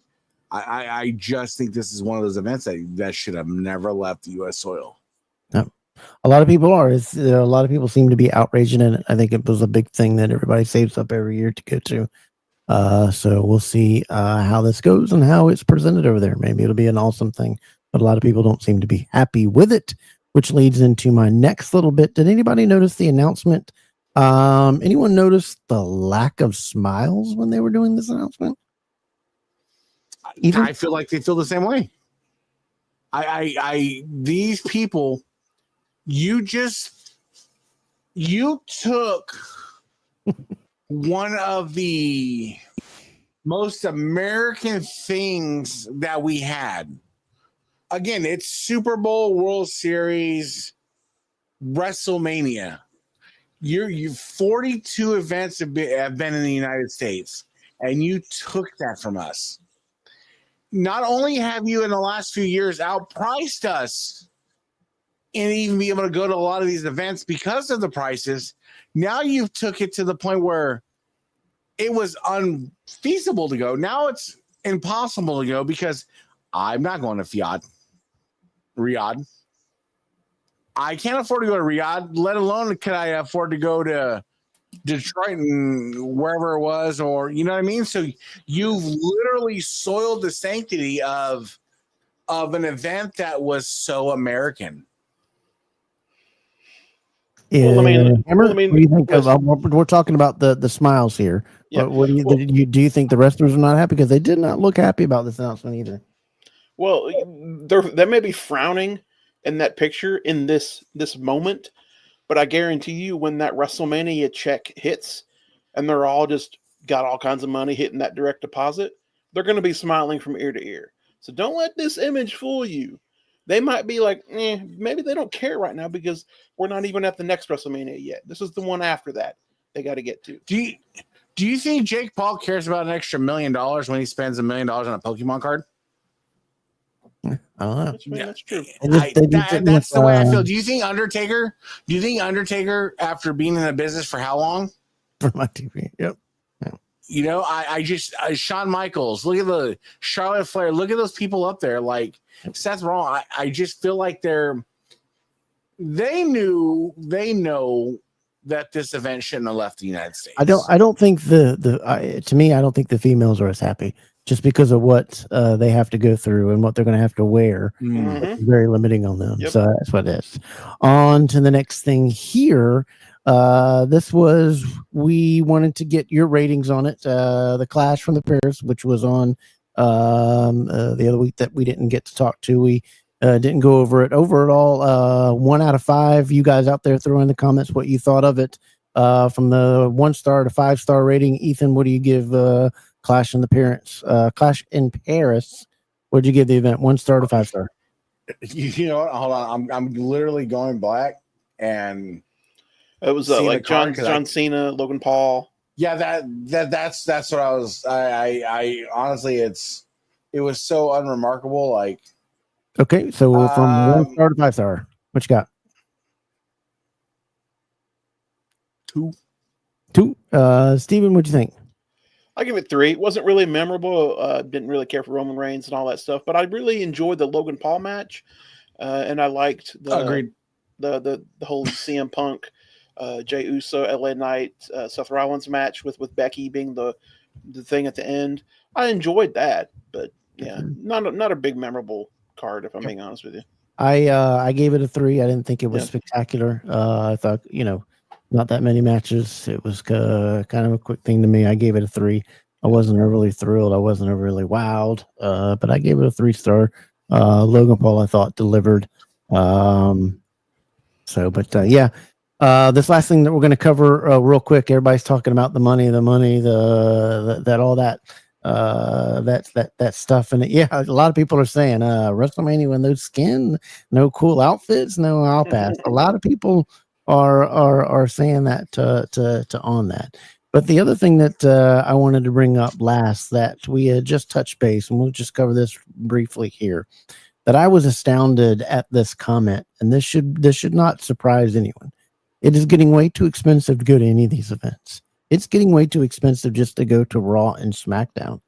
And this comment had come up, and I don't know, hopefully everybody can see the comment there. But the TKO president, Mark, stated that Vince McMahon was primarily pricing tickets for families and wasn't focused on maximizing the opportunity to increase said prices like TKO is focused on doing. Well, TKO has stockholders that are clamming. When you are the sole owner of something and had less of that, and you were already a billionaire, a little bit extra didn't. He understood that if you can't get families in the seats and it's just all these same people buying up all these tickets, it's eventually going to take your product going elsewhere. And we're starting to see that fatigue also with now you're having to buy this package or that package or this thing or that thing. What was you guys' reaction, Ethan, 30 seconds, when you saw this statement here? I was astounded that came. I shouldn't be in today's world, but I was just like, well, he's the president. So, but I just couldn't believe he said something like that. He was like, yeah, you're not charging enough. You're not milking this enough. And I've said this, and I'll let you have it for a little bit, that TKO is going to milk it for all it's worth, and then they're going to sell it. Yep, see, and that's what we talked about a while back is just, again, look at via Goldman Sachs conference. Vince McMahon was focused on the family because Vince McMahon knew if you can get a family of 5 in there, that's 5 popcorns. 5 generations. 5 sodas. 2 generations. Yeah, that's 5 sodas. That's extra T-shirts. Now it's you force, okay, well, only my son likes this show, so it's just going to be me and my son. Now it's just going to be two popcorns, maybe a T-shirt, maybe this. So you can think that you're maximizing maximizing the opportunity, but you're not. What you're doing is you're hindering yourself out of greed. It's just the way it is. McMahon, I'd rather sell 5 popcorns than 2. I'd rather sell 4 T-shirts than 1. And they don't see it that way. Yeah, that is true. They're good. They're going to milk it for all it's worth, and then when it starts to bleed a little bit, they will dump it to the next person. That's what I believe that they'll do. Hammer, what was your thoughts on this comment, or did you see it, or are you now just seeing it? Yeah, I saw that comment, and then immediately right behind it, I saw something that said, well, this was probably the reason why TKO decided to go with Saudi for WrestleMania, is because the money, because I've heard the rumors that they're all in debt and all that stuff, and they're not making as much or whatever it was, right? That's a bunch of load of crap. Every company is going to carry millions and millions of dollars in debt, but TKO has hundreds of millions of dollars of cash on hand. That is falsely true. You don't know business. Look it up. Look at all that stuff. They're widely successful.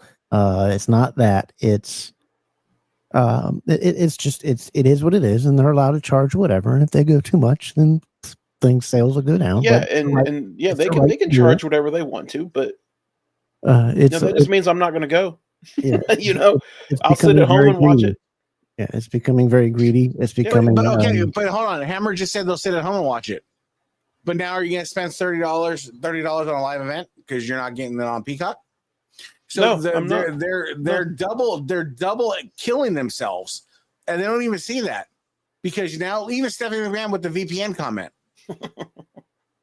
they don't understand that I'm just going to go buy a VPN and I'm going to watch it for free, or for $2 or $3, whatever the VPN is going to cost. You don't even have to buy a VPN. You can get a Google Chrome extension. They're free. You can get a free VPN off the Google App Store if you have a phone. Now, if you want to do like the NordVPN or whatever, right, for your TV, I think that all that costs money. I don't know. I'm not a TV guy. I watch it on my phone or my computer, but the ones that I have are free. Yeah. Yeah. So I think they're going to kill. I would say get past WrestleMania. I think sometime summer after that WrestleMania in Riyadh, I think they're going to understand the numbers going to come out, and they're going to see the pay-per-view numbers. They're going to see the attendance dip. Well, I don't think they really will, because of who paid the contract. ESPN paid a whole lot of money, or Disney, that paid a whole lot of money to get. I mean, so that's what it is. They're pulling at everything that they can, and then when anything starts to, or the shareholders start to get uneasy about something's bleeding.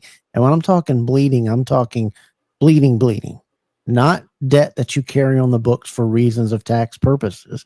I'm talking about your cash on hand bleeding, because you're having to use some of it to do things which stockholders.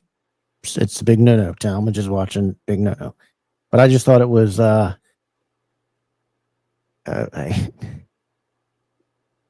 it's not family focused anymore. It's not your kids anymore. And a lot of things are going to that way. You can't. It's too expensive to go to amusement parks. It's getting too expensive to go here. It's getting too expensive to go there. I will go to WrestleMania in Vegas this year, and that'll be my last opportunity, my first and last opportunity to go, because, like you said, they've outsourced it. Yep, I agree with it. But guys, I had a great time with you guys tonight. Did you have any, Ethan? You have any new belt days coming, or anything new coming up?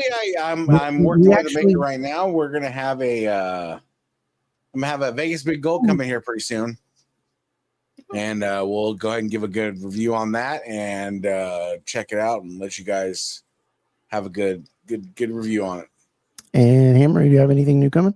Any review? No. Oh, reviews. Yeah. All this stuff behind me, that's a Vegas Big Gold right there. The other one, 2D Big Gold, smooth texture, not a textured, smooth texture. Then a 3D Big Gold right there. So I got all those in the background in the pipeline. I got to film and all that stuff.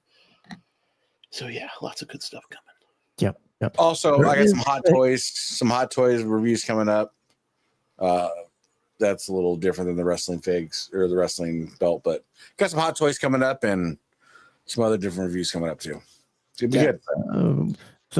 But there is, before you guys roll out of here and we hit the end credits, we have something that is rolling in here in the end of September that Ethan is going to be doing for y'all that you have to check out.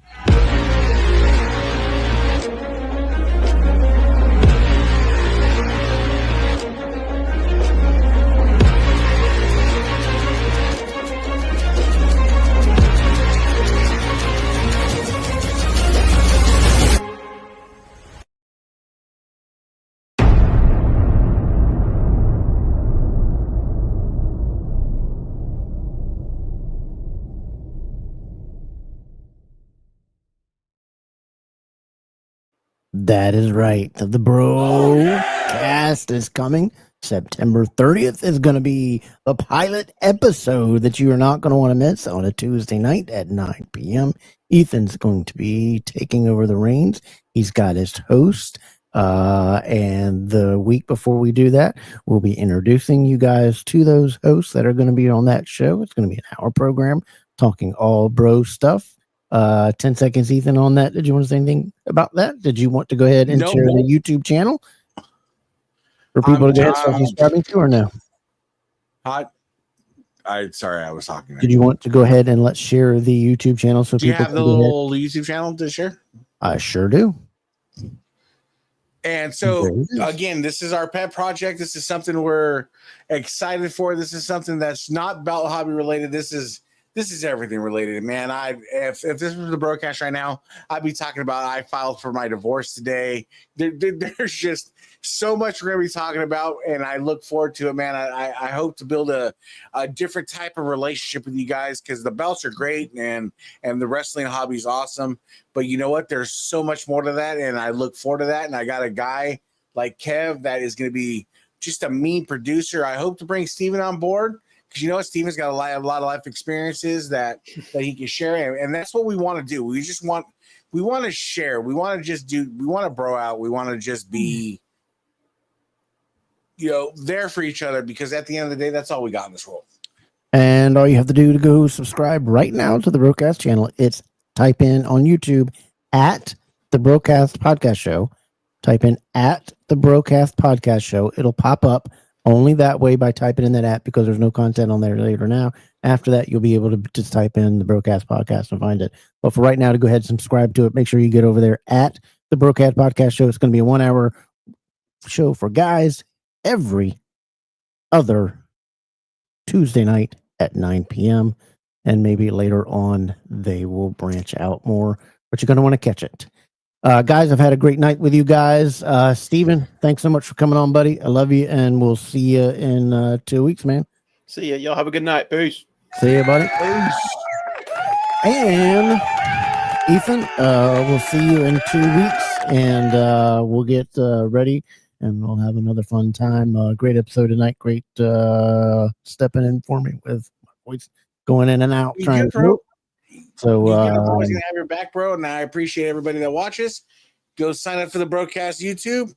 Get ready for a fun adventure, man. Because honestly, we're just gonna keep it real, and that's 100%. Absolutely. Hey, we've got a sub right there. Boom. Oh yeah, that's what I'm talking about. Ethan, I love you, buddy. We'll see you in 2 weeks, man. We'll have another fun episode, and you take care, and we'll see you soon, buddy. Peace out, brother. We've had a great time tonight. It's been a fun show. We had a great discussion, great guest on the program. It was awesome having Dollar come on the program and give us knowledge. It was just awesome to have him on. He's such a great guy.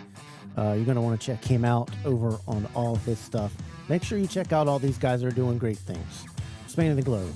Check out Mark on his stuff and his leather. Get his leather job. Check out C4 Authentic Belts. Get sub to Broadcast. Check out Championship Figure Brothers. Marked Out Moments with Talking Wrestling, and the Drunken Pop podcast show is on there as well, so you don't want to miss that as well. Make sure you get subbed to the Broadcast Show right as a family on the DAV Network. Thanks for hanging out for us with 2 hours, having a drink. You know, we're every other week now on our DDK Saturday night. We've had a blast with you guys. As you know, my health is not doing great. So I wanted to tell all of you guys that I love you. I've loved all the support that you gave this channel. We're going to go every 2 week, bite every 2 week, and try to keep it going as much as we can. I enjoy coming up here. This gets me up and out of bed. And I just enjoy it. And I thanked so many of you guys for tuning in and giving me fun for the past year, talking a passion of mine and loving these wrestling belts.